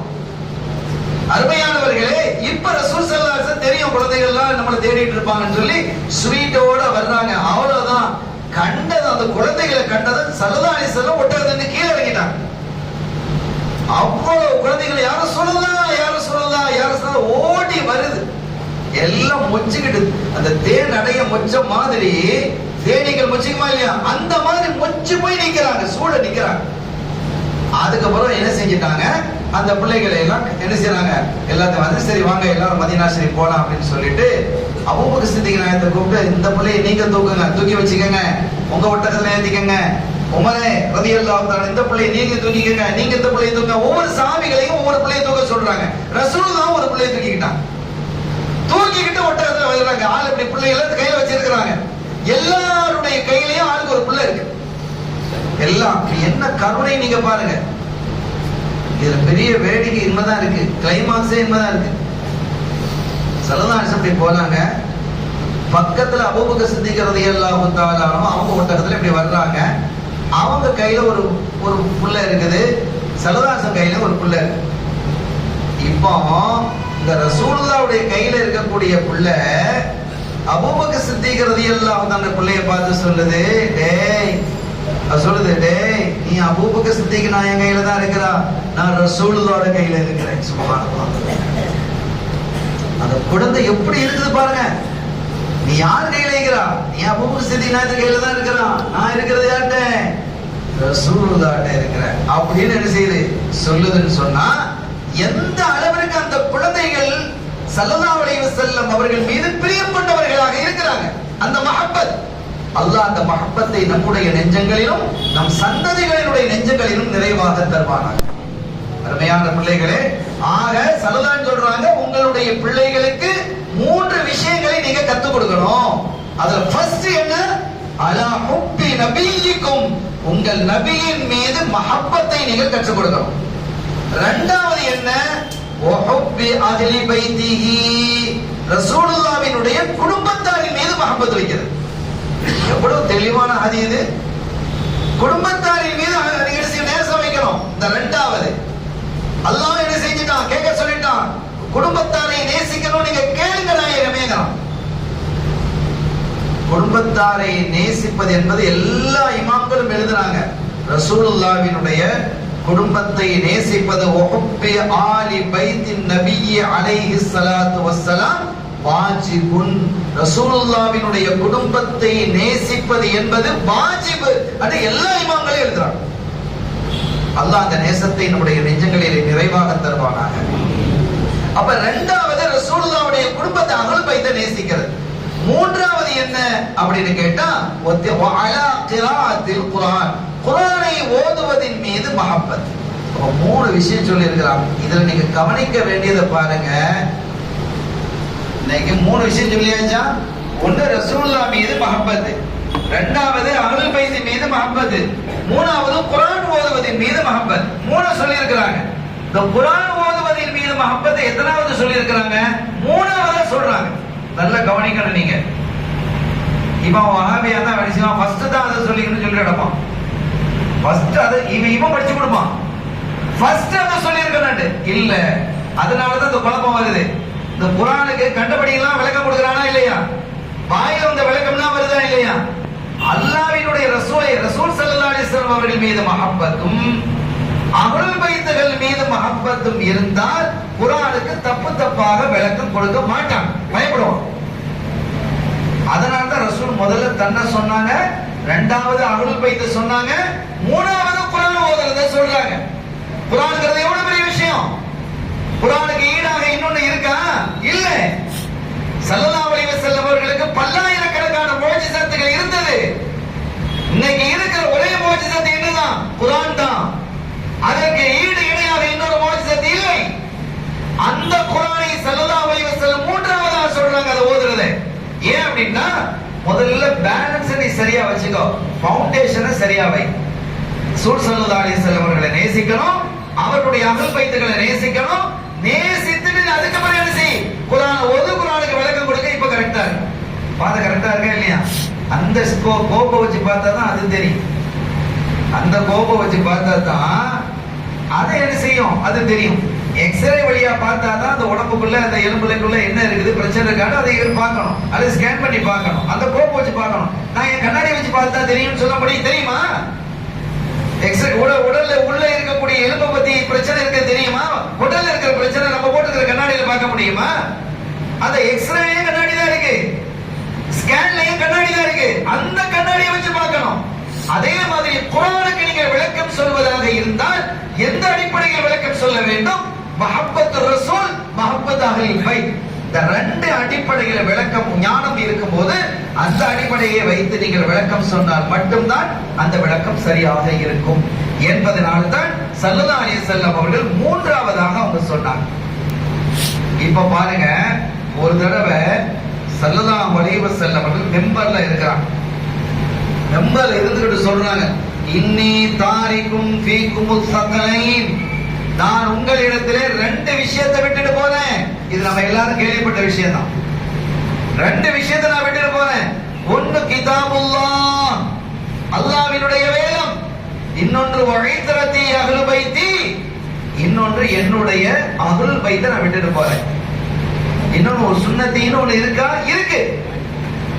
சுன்னத்தின்னு இருக்கா? நான் குர்ஆனை விட்டுட்டு போறேன், என்னுடைய சுன்னாவை விட்டுட்டு போறேன்னு இருக்குதா? இருக்குது. ஆனால் அதையெல்லாம் விட வலிமையான அதையும் நாம சொல்லுவோம். அதை நம்ம சொல்றோமா இல்லையா? ரசூலுல்லாஹ்வுடைய சுன்னத்துகளை பேர நம்ம பேசுறோமா இல்லையா? பாத்ரூம் போகும்போது இடது காலை வச்சு போகணும்னு சொன்னோமா இல்லையா? வீட்டுக்குள்ள மஸ்ஜிதுக்குள்ள கடைக்குள்ள போகும்போது வலது காலை வச்சுட்டு போகணும்னு சொன்னோமா இல்லையா? அதெல்லாம் என்னது? சுன்னத்து தான். பள்ளிக்குள்ள நீங்கள் அமரும்போது இழத்திக்காமனுடைய நியத்தை வைத்து அமருங்கன்னு சொன்னோமா இல்லையா? இதெல்லாம் சுன்னதான். அதையும் சொல்றோம். ஆனா அவங்க இதத்தை சொல்லுவாங்க தவிர அதை சொல்ல மாட்டாங்க. அவங்க வைத்து சொல்றாங்க, நான் ரெண்டு விஷயத்தை விட்டு போறேன். ஒன்று என்னது? கிதாபுல்லாஹ், அல்லாஹ்வினுடைய வேதத்தை விட்டு செல்கிறேன். இன்னொன்று வஹீத்ரதி அஹ்லி பைத்தி, என்னுடைய அஹ்லுல் பைத்தை நான் விட்டு செல்கிறேன். மா இன் தமஸ்ஸக்தும் பிமா, நீங்க பிஹிமா, அந்த ரெண்டையும் நீங்கள் பற்றி பிடிக்கும் காலம் எல்லாம் லம் ததில்லு அபதா, ஒருபோதும் நீங்கள் வழி தவற மாட்டீங்க. அப்ப குர்ஆனையும் நீங்க பிடிச்சுக்கிட்டு குர்ஆனினுடைய வழிகளையும் அதே போன்று ஸல்லல்லாஹு அலைஹி வஸல்லமுடைய குடும்பத்தாராகிய அஹ்லுல் பைத்துகளினுடைய வழியையும் நீங்கள் பற்றி பிடிப்பீர்களேயானால் ஒருபோதும் நீங்கள் வழி தவற மாட்டீர்கள் என்று ஸல்லல்லாஹு அலைஹி வஸல்லம் அவர்கள் சொல்றாங்க. இது எங்க வச்சு சொல்றாங்க? மதீனா ஷரீஃப்ல இருந்து மக்கத்துல் முகர்ரமாவுக்கு ஒரு பயணம் போகும்போது ஒரு இடத்துல தொழு வச்சு ஒரு மெம்பர்ல ஏறி நின்று அவங்க என்ன செய்யறாங்க? அது ஹம் என்று அந்த இடம், அந்த இடத்துக்கு என்ன பெயரு? ஹம் என்று பெயர். அந்த இடத்துல வச்சு சொல்றாங்க. ஆரம்பத்தில் என்ன சொல்றது தெரியுமா? ஆனா பஷரும், நான் ஒரு மனிதன். யூஷிகு ஐ யஅதியனி ரசூல ரப்பி ஃபஅஜப்து அல்ஃப உஜீப, என்னிடத்துல மலக்குள் மௌத் வரக்கூடிய காலம் நெருங்கிடுச்சு. நான் ஒரு மனிதர்.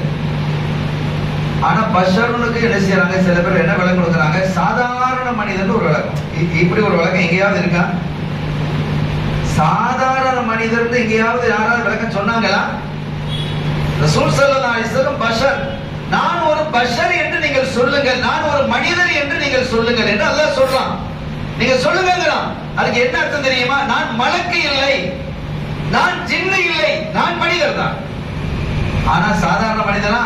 யூஹா இலைய, வஹி அறிவிக்கப்படக்கூடிய மனிதர், அல்லாஹ்வுடைய நேரடி தொடர்பில் இருக்கக்கூடிய நாம், அல்லாஹ்வுடைய நேரடியாக கம்யூனிகேஷன் பண்ணக்கூடிய ஆள் அவங்க.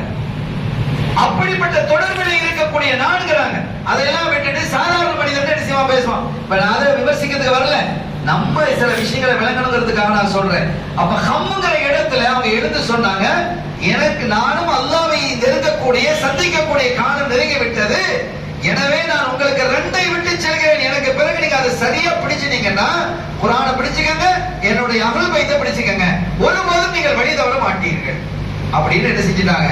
ஸல்லல்லாஹு அலைஹி வஸல்லம் அவர்கள் சொல்லி இருக்கிறாங்க என்பதை பல ஹதீதுகளிலே நம்ம பார்த்திருக்கிறோம். அருமையான பெருமக்களே, இப்படி அஹ்லுல் பைத்துகளினுடைய சிறப்பை குர்ஆனும் பேசுகிறது, கண்மணி நாயகம் ஸல்லல்லாஹு அலைஹி வஸல்லம் அவர்களும் என்ன செய்றாங்க? பேசுகிறார்கள் என்பதை நாம் விளங்கிக் கொள்கிறோம்.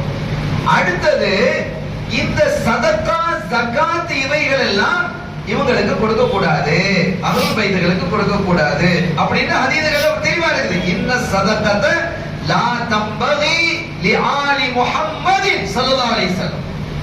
அவங்க தான் சொல்றாங்க, என்னுடைய குடும்பத்தாருக்கு சதக்கா சரி வராது, அவங்களுக்கு சதக்கா தர்மம் செய்யாதீங்க, அவங்களுக்கு ஜகாத் கொடுக்காதீங்க. இன்னமாஹி அவ்சாஃபுன் நாஸ், அந்த இடத்துல நீங்க கவனிக்கணும். ஏன் தெரியுமா? அந்த ஜகாத்துங்கிறது என்ன தெரியுமா? மக்களினுடைய அழுக்குங்கிறாங்க.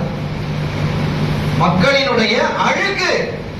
இப்போ ஒருத்தர் 1 கோடி ரூபாய் வச்சிருக்கிற, 1 கோடி ரூபாய் வச்சிருக்கிற, இதுல ஜகாத் எவ்வளவு கொடுக்கணும்? 2.5 லட்சம் ரூபாய் கொடுக்கணும்.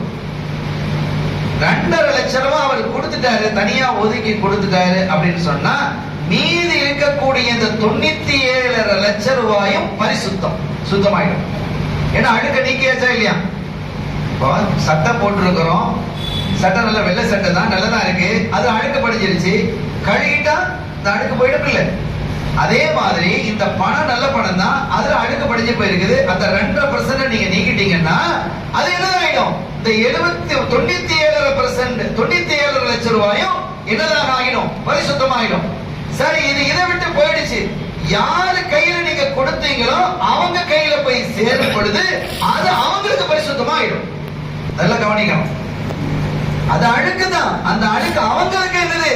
அவங்க கையில போய் சேர்ந்தால் அது அவங்க கையில அவங்க பரிசுத்தமாயிடும். ஆனால் அந்த அழுக்கு கையில போய் சேர்ந்தால் பரிசுத்தமாகிவிடும் என்று இருந்தாலும் அது அழுக்கு தானே, அதை என்னுடைய குடும்பத்தாருக்கு கொடுக்க கூடாது என்று சொல்வதில் இருந்தே ஸல்லல்லாஹு அலைஹி வஸல்லம் அவர்கள் தன் குடும்பத்தை எவ்வளவு கண்ணியப்படுத்த வேண்டும் என்று சொல்லி இருக்கிறார்கள். வழங்கலாம். அல்லாஹ்வே சொல்றான், இன்னமா யுரீதுல்லாஹு லியுத்ஹிப அன்குமுர் ரிஜ்ஸ, உங்களை விட்டும் அழுக்கை அகற்றி வயதஹீரக்கும் தத்ஹீரா, அஹ்லுல் பைத்துகளே, ரசூலுல்லாஹ்வுடைய குடும்பத்தாரே, உங்களை பரிசுத்தப்படுத்துவதையே அல்லாஹ் விரும்புகிறான் என்று எல்லாம் வல்ல ரப்பல் ஆலமீன் குர்ஆனிலே மிக தெளிவாக என்ன செஞ்சிருக்கிறான்? சொல்லி காட்டியிருக்கிறான். இப்ப நீங்க பாருங்க, அபூபக்கர் ரலியல்லாஹு தஆலா இந்த உம்மத்திலேயே நம்ம டாப் சஹாபி யாரு? அபூபக்கர் சித்திக் ரலியல்லாஹு தஆலா. இதுல மாற்று கருத்து கிடையாது. ரொம்ப உயர்ந்தவங்க யாரு? அபூபக்கர் சித்திக் ரலியல்லாஹு தஆலா.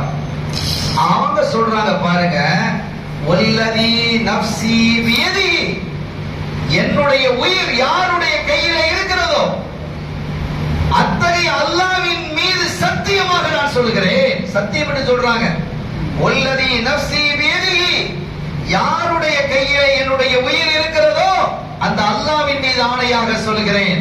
லகராபத்தி ரசூலில்லாஹி ஸல்லல்லாஹு அலைஹி வஸல்லம் அஹப்பு இலைய அன் அஸில மின் கராபத்தி, என்னுடைய கராபத்தை நான் நேசித்து சேர்ந்து இருப்பதை விட ரசூலுல்லாஹ்வினுடைய குடும்பத்தை நேசித்து சேர்ந்து இருப்பதை தான் நான் விரும்புகிறேன் அப்படிங்கிறான்.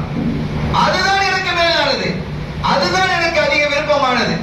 இமாம் ஷாஃபி ரஹ்மத்துல்லாஹி அலைஹி இருக்கிறாங்களே, அவங்க ஒரு பெரிய மேதை. அவங்களுடைய அறிவை எல்லாம் நீங்க பாத்தீங்கன்னா ரொம்ப ஆச்சரியப்பட்டு போயிடுவீங்க.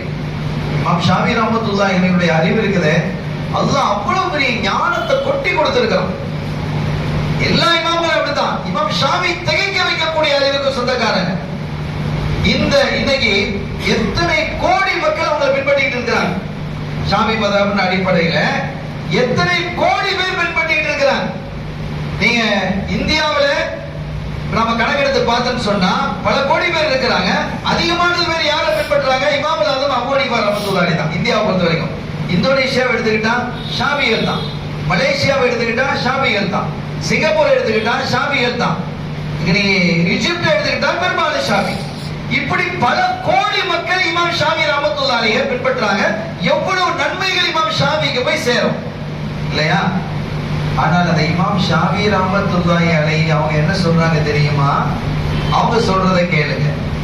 அவங்க சொல்றாங்க, நாளை மறு உலகத்தில் நான் ஒரு விஷயத்தை தங்கரியம் பண்ணி வைத்திருக்கிறேன். அல்லாஹ்விடத்துல அருளை பெறுவதற்கு, சொர்க்கம் நுழைவதற்கு நான் ஒரு விஷயத்தை தங்கடம் பண்ணி வச்சிருக்கிறேன், ரெடி பண்ணி வச்சிருக்கிறேன். என்ன தெரியுமா? நான் அஹ்லுல் பைத்துகளை நேசிக்கிறேன். அந்த ஒன்றை வச்சு நான் என்ன செய்வேன்? சொர்க்கம் போயிடுவேங்கிறாங்க. யார்? இமாம் ஷாஃபி. இமாம் ஷாஃபியினுடைய அறிவு என்ன? அவர்களுடைய இபாதத் என்ன?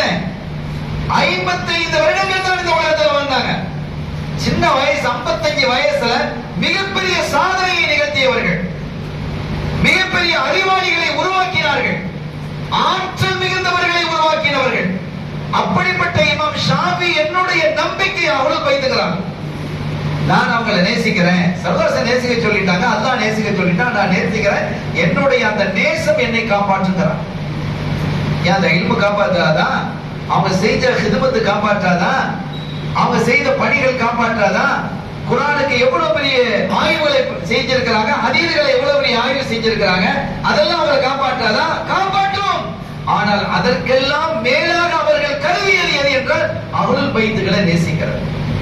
ஸல்லல்லாஹு அலைஹி வஸல்லம் குடும்பத்தை நேசிப்பதைத்தான் மிகப்பெரியதாக நான் இருக்கிறேன் அப்படிங்கிறார்.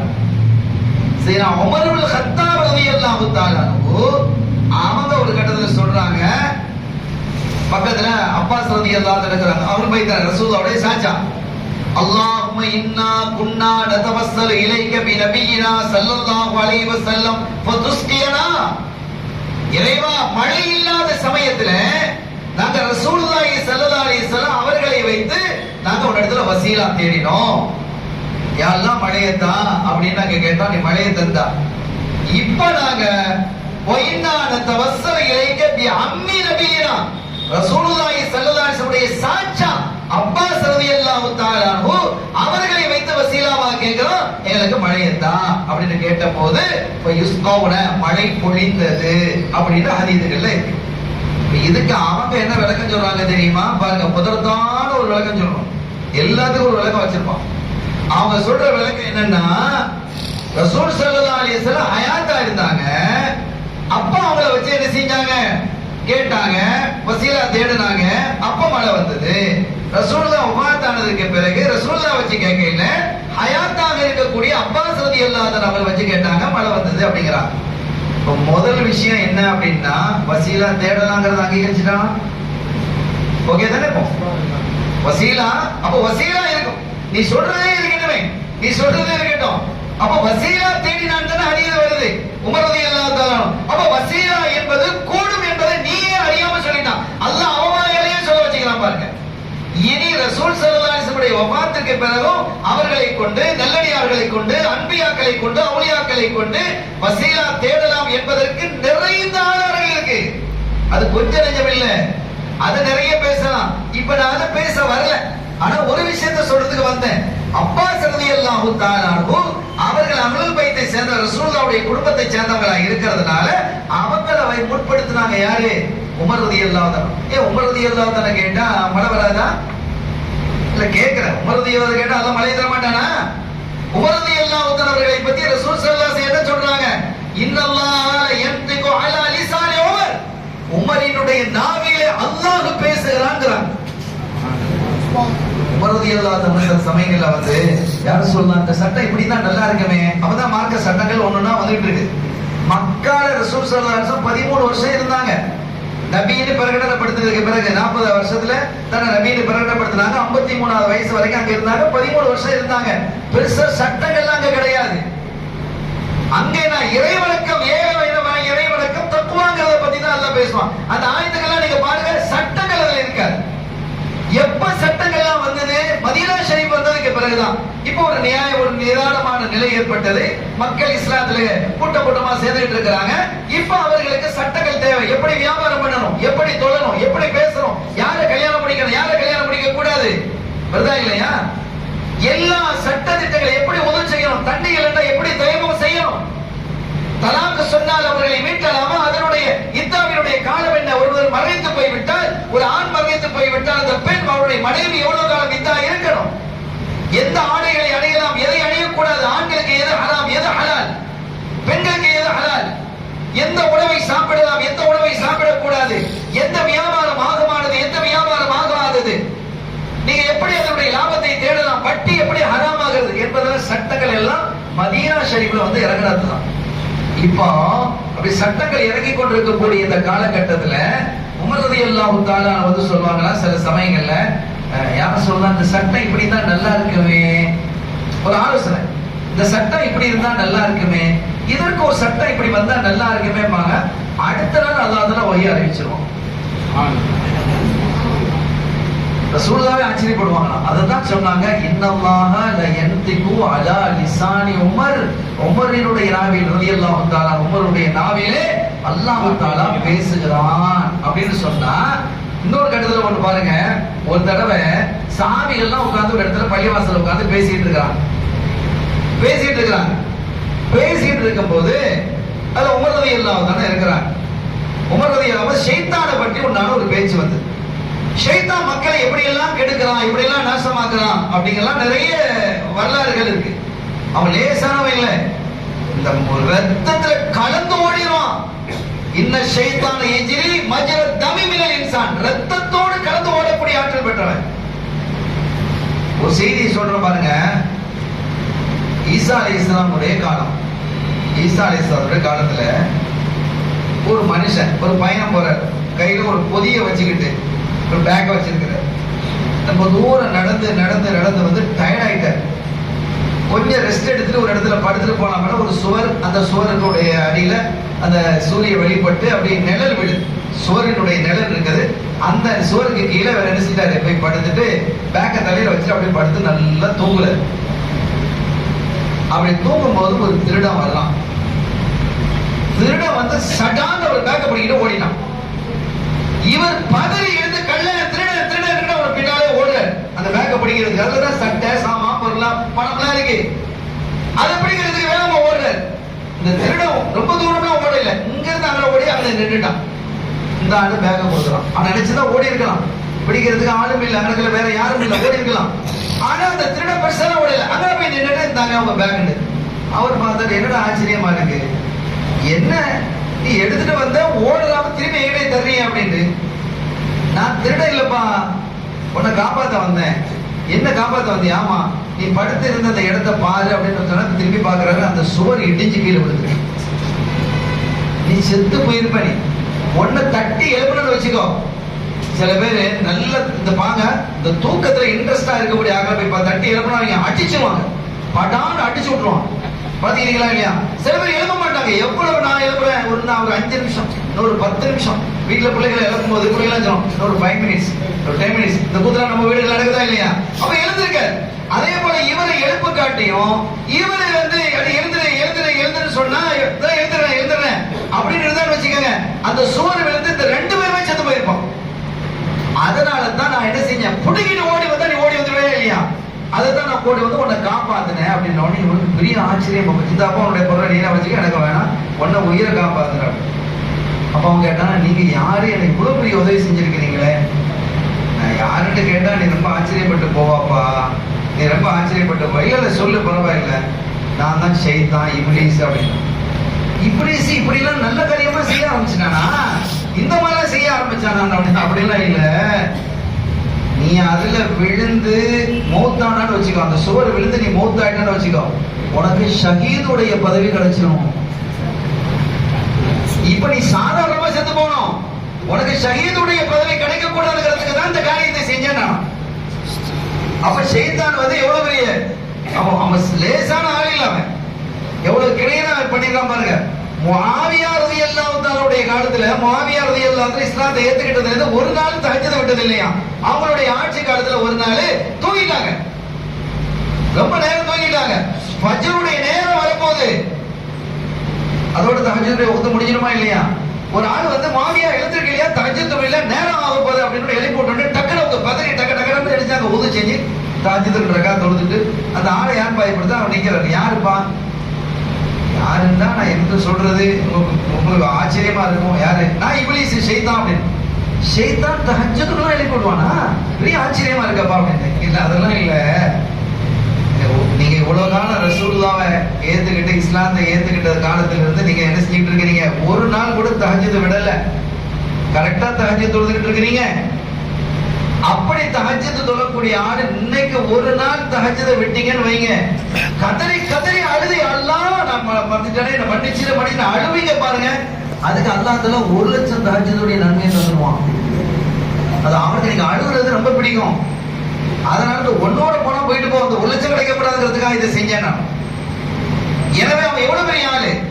இப்ப அந்த ஷைத்தான் உமர் ரலியல்லாஹு ரசூல் ஸல்லல்லாஹு அலைஹி சொல்றாங்க பாருங்க, ஷைத்தான் ஒரு வழியாக வரும் பொழுது அதே வழியில் எதிர்த்தாப்புல உமர் வந்தார் ரலியல்லாஹு அன்ஹு, அவன் என்ன செய்வான், இன்னொரு பக்கத்துல ஓடிடுவாங்கிறான்.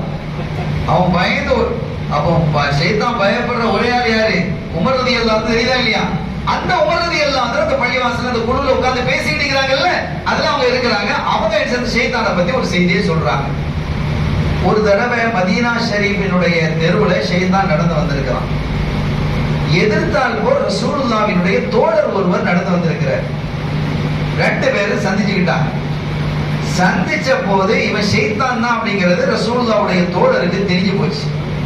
ரெண்டு பேருக்கு சண்டை வந்துச்சு. சண்டை வந்தது. ரசூலுல்லாஹ்வுடைய தோழர் என்ன செஞ்சாங்கன்னு கேட்டா, அந்த ஷைத்தானை கீழே தள்ளி குத்துன்னு கும்மா குத்தி அடிச்சு அனுப்பிட்டான்.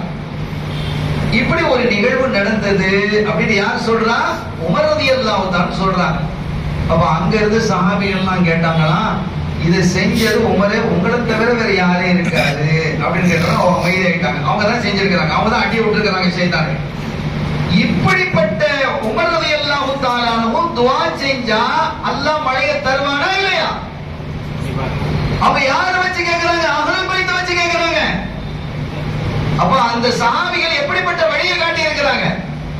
ஒவ்வொருத்தரும் நான் உதாரணத்தோடய சொல்லிக்கிட்டு வர்றேன், நான் புரிய வேண்டும் என்பதற்காக. அப்ப இப்படிப்பட்ட அஹ்லுல் பைத்துகளை வைத்து சையதுனா உமர் இப்னு கத்தாப் ரலியல்லாஹு தஆலா அன்ஹு அவர்கள் என்ன செஞ்சிருக்கிறாங்க? துஆ செஞ்சிருக்கிறாங்க. மழை கிடைச்சிருக்கு. உமர் ரலியல்லாஹு தஆலா நினைச்சாங்க, ஒரு தீவானுல் அதா அப்படின்னு ஒரு ஏற்பாடு. தீவானுல் அதான்னு சொன்னா, இந்த யுத்த களங்களில கிடைக்கக்கூடிய கனிமத்து பொருட்கள் இருக்குல்ல, அதெல்லாம் முஸ்லிம்களுக்கு பங்கிடணும். எல்லாம் யார் யாருக்கு எப்படி பங்கிடணும் குர்ஆன் சொல்லுது, ஹதீஸும் அதுக்கு சொல்லுது. முந்தைய காலத்துல அந்த யுத்த களங்களிலே கிடைக்கக்கூடிய கனிமத்து பொருள், இந்த எதிரிகள் எல்லாம் போட்டுட்டு ஓடுவாங்க இல்லையா? அடிப்பட்ட உடனே குதிரை, ஒட்டகம், பொருள், பணம், உணவு, ஆடை, ஈடு, ஆயுதங்கள் எல்லாத்தையும் போட்டுட்டு ஓடிடுவாங்க. இதை என்ன செய்யணும்? எடுத்துட்டு அதை எப்படி பங்கு வைக்கணும் அப்படின்னு அல்லாஹ் குர்ஆன்ல நமக்கு சொல்றான். அல்லாஹ் தஆலா சூரத்துல் அன்ஃபால்ல இதை பற்றி விரிவாக பேசுறான். ஆனா முந்தைய காலத்துல இந்த கனிமத்து பொருள் யுத்த களங்களில கிடைச்ச பொருளை யாரும் உபயோகிக்க கூடாது. எல்லாத்தையும் அப்படியே குவிச்சு வச்சிடணும். குவிச்சு வச்சோடனே வானத்திலிருந்து ஒரு நெருப்பு கீழே இறங்கி எல்லாத்தையும் கரிச்சு போட்டுட்டு போயிடும். இதான் முந்தைய நபிமாருடைய காலத்துல. ரசூல் ஸல்லல்லாஹு அலைஹி வஸல்லம் அவருடைய உம்மத்திற்கு தான் இது ஹலாலாக்கப்பட்டது. அப்போ அதுல கிடைக்கக்கூடிய பொருள் இப்போ நிறைய உமர் ரலியல்லாஹு அன்ஹுடைய காலத்துல நிறைய பகுதிகளில் யுத்தங்கள் நடந்து கனிமத்து பொருட்கள் வந்து குவிஞ்சிக்கிட்டே இருந்தது. நிறைய குவியுது. அப்ப இந்த குவியக்கூடிய இந்த பொருட்களை எல்லாம் இது அஹ்லுல் பைத்துகளுக்கு கொடுக்கலாம். இது வந்து சதகா இல்ல, ஜகாத் இல்ல. இது அல்லாஹ் ரசூலுக்குள்ள ஒரு பங்குன்னு அல்லாஹ் சொல்றான். அது அவங்களுக்குள்ள ஹக்கு. 5ல ஒரு பங்கு அவங்களுக்கு ஒதுக்கிடணும் அப்படின்னு அல்லாஹ் சொல்றான். அப்ப அந்த இதுல வந்து முதல்ல என்ன செய்வாங்க, யார் யாருக்கு கொடுக்கிறது அப்படின்னு ஒரு பட்டியல். அதுக்கு பேரு தீவானுல் அதான்னு பேர். அந்த தீவானுல் அதால சையதுனா உமர் ரலியல்லாஹு தஆலா அன்ஹு யாருடைய பெயரை முதல்ல எழுதுறாங்க அப்படின்னு கேட்டா அஹ்லுல் பைத்துடைய பேர் தான் முதல்ல எழுதுறாங்க. நான் இன்னொரு செய்தியோட நான் நிறைவுபடுத்துறேன். இன்ஷா அல்லாஹ் நாளைக்கு இன்னும் சில விவரங்களை நான் பேசுகிறேன். இன்ஷா அல்லாஹ் நாளெல்லாம் நம்ம பேச இருக்கிறோம். உங்களுடைய சகோதரர்களை நீங்க அழைச்சிட்டு வாங்க, உங்களுடைய நண்பர்களை அழைச்சிட்டு வாங்க. அருமையானவர்களே, இன்னொரு விஷயம் என்னன்னா, யுத்த களங்களில் கலந்து கொண்டவர்களுக்கு அந்த கனிமத்து பொருளை கால்நடையாக கீழே நின்று யுத்தம் புரிஞ்சா அவங்களுக்கு இத்தனை பங்கு, ஒட்டகத்திலேயோ குதிரையிலோ நின்று யுத்தம் புரிஞ்சா அவங்களுக்கு இத்தனை பங்குன்னு அல்லாஹ் சொல்றான். மார்க்க நமக்கு சரியாத்து சொல்லுது. அதெல்லாம் சரி. இப்ப என்னன்னா, சையதுனா இப்னு அப்பாஸ் ரலியல்லாஹு தஆலா அன்ஹு அவங்க அஹ்லுல் பைத்துல உள்ளவங்க, ரசூலுல்லாஹ்வுடைய குடும்பத்துல உள்ளவங்க. சையதுனா இப்னு உமர் ரலியல்லாஹு தஆலா, உமர் ரலியல்லாஹு தஆலா அவருடைய மகனார் அப்துல்லாஹ் இப்னு உமர் ரலியல்லாஹு தஆலா. ரொம்ப கவனமா கேளுங்க இந்த செய்தியை, இதோடு நான் நிறைவுபடுத்துறேன். அப்துல்லாஹ் இப்னு உமர், இப்ப யார் கலீஃபா? உமர் ரலியல்லாஹு அன்ஹு கலீஃபா. கனிமத்து பொருட்களை பிரிச்சு பிரிச்சு கொடுக்கறாங்க. இதுல ரெண்டு பேரும் ஒரே வயசுல உள்ளவங்க. ஒன்னு இப்னு அப்பாஸ் ரலியல்லாஹு தஆலா அன்ஹு, இன்னொன்னு இப்னு உமர் கலீஃபாவினுடைய மகனார் இப்னு உமர் ரலியல்லாஹு தஆலா அன்ஹு. இந்த ரெண்டு பேரும் ஒரே வயசு தான், ஒரே கேட்டகரி. ரெண்டு பேருக்கு சமமா கொடுக்கணுமா இல்லையா? ரெண்டு பேரும் ஒரே கேட்டகரின்னு சொன்னா ரெண்டு பேருக்கு சமமா கொடுக்கணும். இப்ப என்ன செய்யறாங்க, உமர் ரலியல்லாஹு தஆலா அன்ஹு தன்னுடைய மகனாருக்கு இப்ப உதாரணமா வைங்களேன் 100 தீனார் கொடுக்கறாங்க. தன்னுடைய மகனார் அப்துல்லாவிற்கு 100 தீனார் கொடுக்கறாங்கன்னு சொன்னா சையதுனா அப்பாஸ் ரலியல்லாஹு அன்ஹு மகனார் அப்துல்லா இப்னு அப்பாஸ் ரலியல்லாஹு அன்ஹு அவர்களுக்கு 175 தீனாரோ 200 தீனாரோ கொடுக்கறாங்க. ரெண்டு பேரும் ஒரே கேட்டகரி. கால்நடைனா கால்நடை, வாகனம்னா வாகனம். ரெண்டு பேரும் ஒரே வயசு, ஒரே கேட்டகரியில இருக்கிறாங்க. இப்ப ரெண்டு நண்பர்கள் இருக்கிறாங்கப்பா, ரெண்டு நண்பர்கள் இருக்காங்க. ரெண்டு பேருக்கு நம்ம என்ன செய்யறோம், ஒரு போட்டியில கலந்துடுறாங்க. ரெண்டு பேரும் ஒரே இதுல வந்துட்டாங்க. ரெண்டு பிரைஸ் ஒண்ணு போல கொடுப்போமா இல்லையா? ரெண்டு பேருக்கு ஒரே பிரைஸ் கொடுப்போமா இல்லையா? ஒரு குயிஸ் போட்டி நடக்குது. அவர் 50 மார்க் எடுத்தாரு, இவர் 50 மார்க் எடுத்தாரு. என்ன செய்வீங்க? ரெண்டு பேரும் சமமா தான். ரெண்டு ஃபர்ஸ்ட் பிரைஸ், ரெண்டு செகண்ட் பிரைஸ் கொடுப்போமா இல்லையா? இப்ப ரெண்டு பேரும் ஒரே கேட்டகரியில இருக்கிறாங்க. ஆனா இவங்களுக்கு தன்னுடைய மகனுக்கு குறைய கொடுத்துட்டு இப்னு அப்பாஸ் ரலியல்லாஹு அன்ஹு அவர்களுக்கு கூட கொடுக்கிறாங்க. அப்ப அவங்க சொன்னாங்களா, மகனார் கேக்குறாங்க, அத்தா கலீஃபா, நான் உங்க புள்ள, எனக்கு பிள்ளைகளுக்காக கூட தர தேவையில்லை.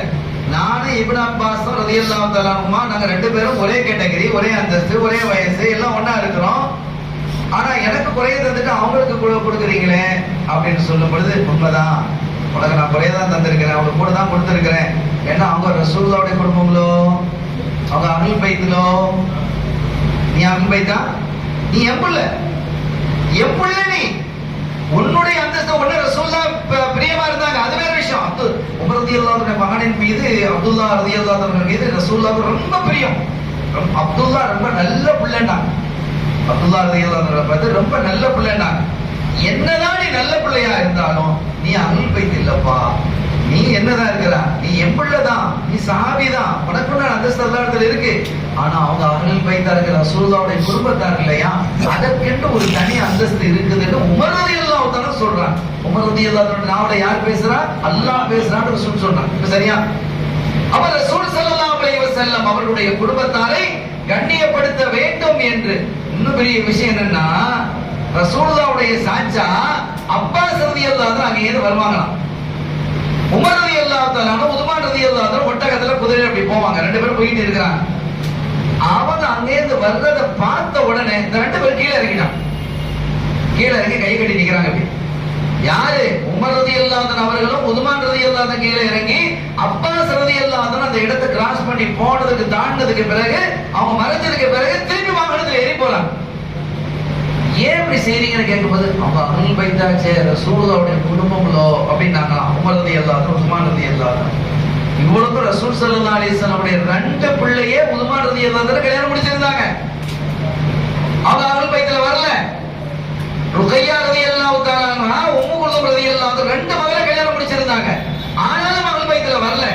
அஹ்லுல் பைத்துல ரசூலுல்லாஹ்வுடைய குடும்பமாக இரத்த உறவாக இருக்கக்கூடிய ரசூலுல்லாஹ்வுடைய சாச்சா அப்பாஸ் ரலியல்லாஹு அன்ஹு அவர்கள் வரும் பொழுது இவங்க என்ன செஞ்சிருவாங்களா, ஒட்டகத்துல இருந்து கீழே இறங்கிடுவாங்க. அந்த குதிரையில ரெண்டு பேரும் உமர் ரலியல்லாஹு அன்ஹு கீழே இறங்கிடுவாங்க, உஸ்மான் ரலியல்லாஹு அன்ஹு கீழே இறங்கிடுவாங்க. இறங்கிட்டு அதுக்கு பிறகு என்ன செய்வாங்க, அப்பாஸ் நாயகம் அங்க போனதுக்கு பிறகு ஒட்டகத்துல ஏறி குதிரையில ஏறி போவாங்க. இப்ப சஹாபிகள் இப்போ இந்த மாதிரி செஞ்சிருக்கிறாங்கன்னா நாம அத மாதிரி செய்யணுமா இல்லையா? ஏன் அப்படின்னு சொன்னா அல்லாஹ் சொல்றான், ஆமீனு கமா ஆமனன் நாஸ், நீங்க சஹாபிகள் ஈமான் கொண்ட மாதிரி ஈமான் கொள்ளுங்கிறான். நம்ம பார்த்து சஹாபிகள் எப்படி ஈமான் கொண்டிருந்தார்களோ அப்படி நீங்கள் ஈமான் கொள்ளுங்கள் என்று அல்லாஹ் சொல்றான். எனவே அந்த அடிப்படையிலே நாம் கண்மணி நாயகம் ஸல்லல்லாஹு அலைஹி வஸல்லம் அவர்களை நேசித்து, அவர்களுடைய குடும்பத்தாரை அஹ்லுல் பைத்துகளை நேசித்து அவர்களுடைய நெருக்கத்தை நாம் பெற வேண்டும். அப்படி நெருக்கத்தை பெறும் பொழுது அல்லாஹ்வும் நம்மை நேசிக்க ஆரம்பிக்கிறான். அந்த தௌஃபீகை அல்லாஹ்வோடு அவருடைய திருத்தூதர் ஸல்லல்லாஹு அலைஹி வஸல்லம் அவர்களோடு நாளை மறுஉலகத்திலே ஆகிரத்திலே நெருக்கமாக இருக்கக்கூடிய மகத்தான பாக்கியத்தை அல்லாஹ் எனக்கும் உங்களுக்கும் நம்மை சார்ந்தவர்களுக்கும் தந்தருள் பாலிப்பானாக. ஹக்கி ஹபீபிஹி ஸல்லல்லாஹு அலைஹி வஸல்லம் எல்லாம் வல்ல அல்லாஹ்வின் அருளையும் ஸல்லல்லாஹு அலைஹி வஸல்லம் உடைய ஷஃபாத்தை பெறுவோமாக. வஆகிரு தஅவானா அல்ஹம்துலில்லாஹி ரப்பில் ஆலமீன். வஸ்ஸலாமு அலைக்கும் வரஹ்மத்துல்லாஹி வபரகாத்துஹு.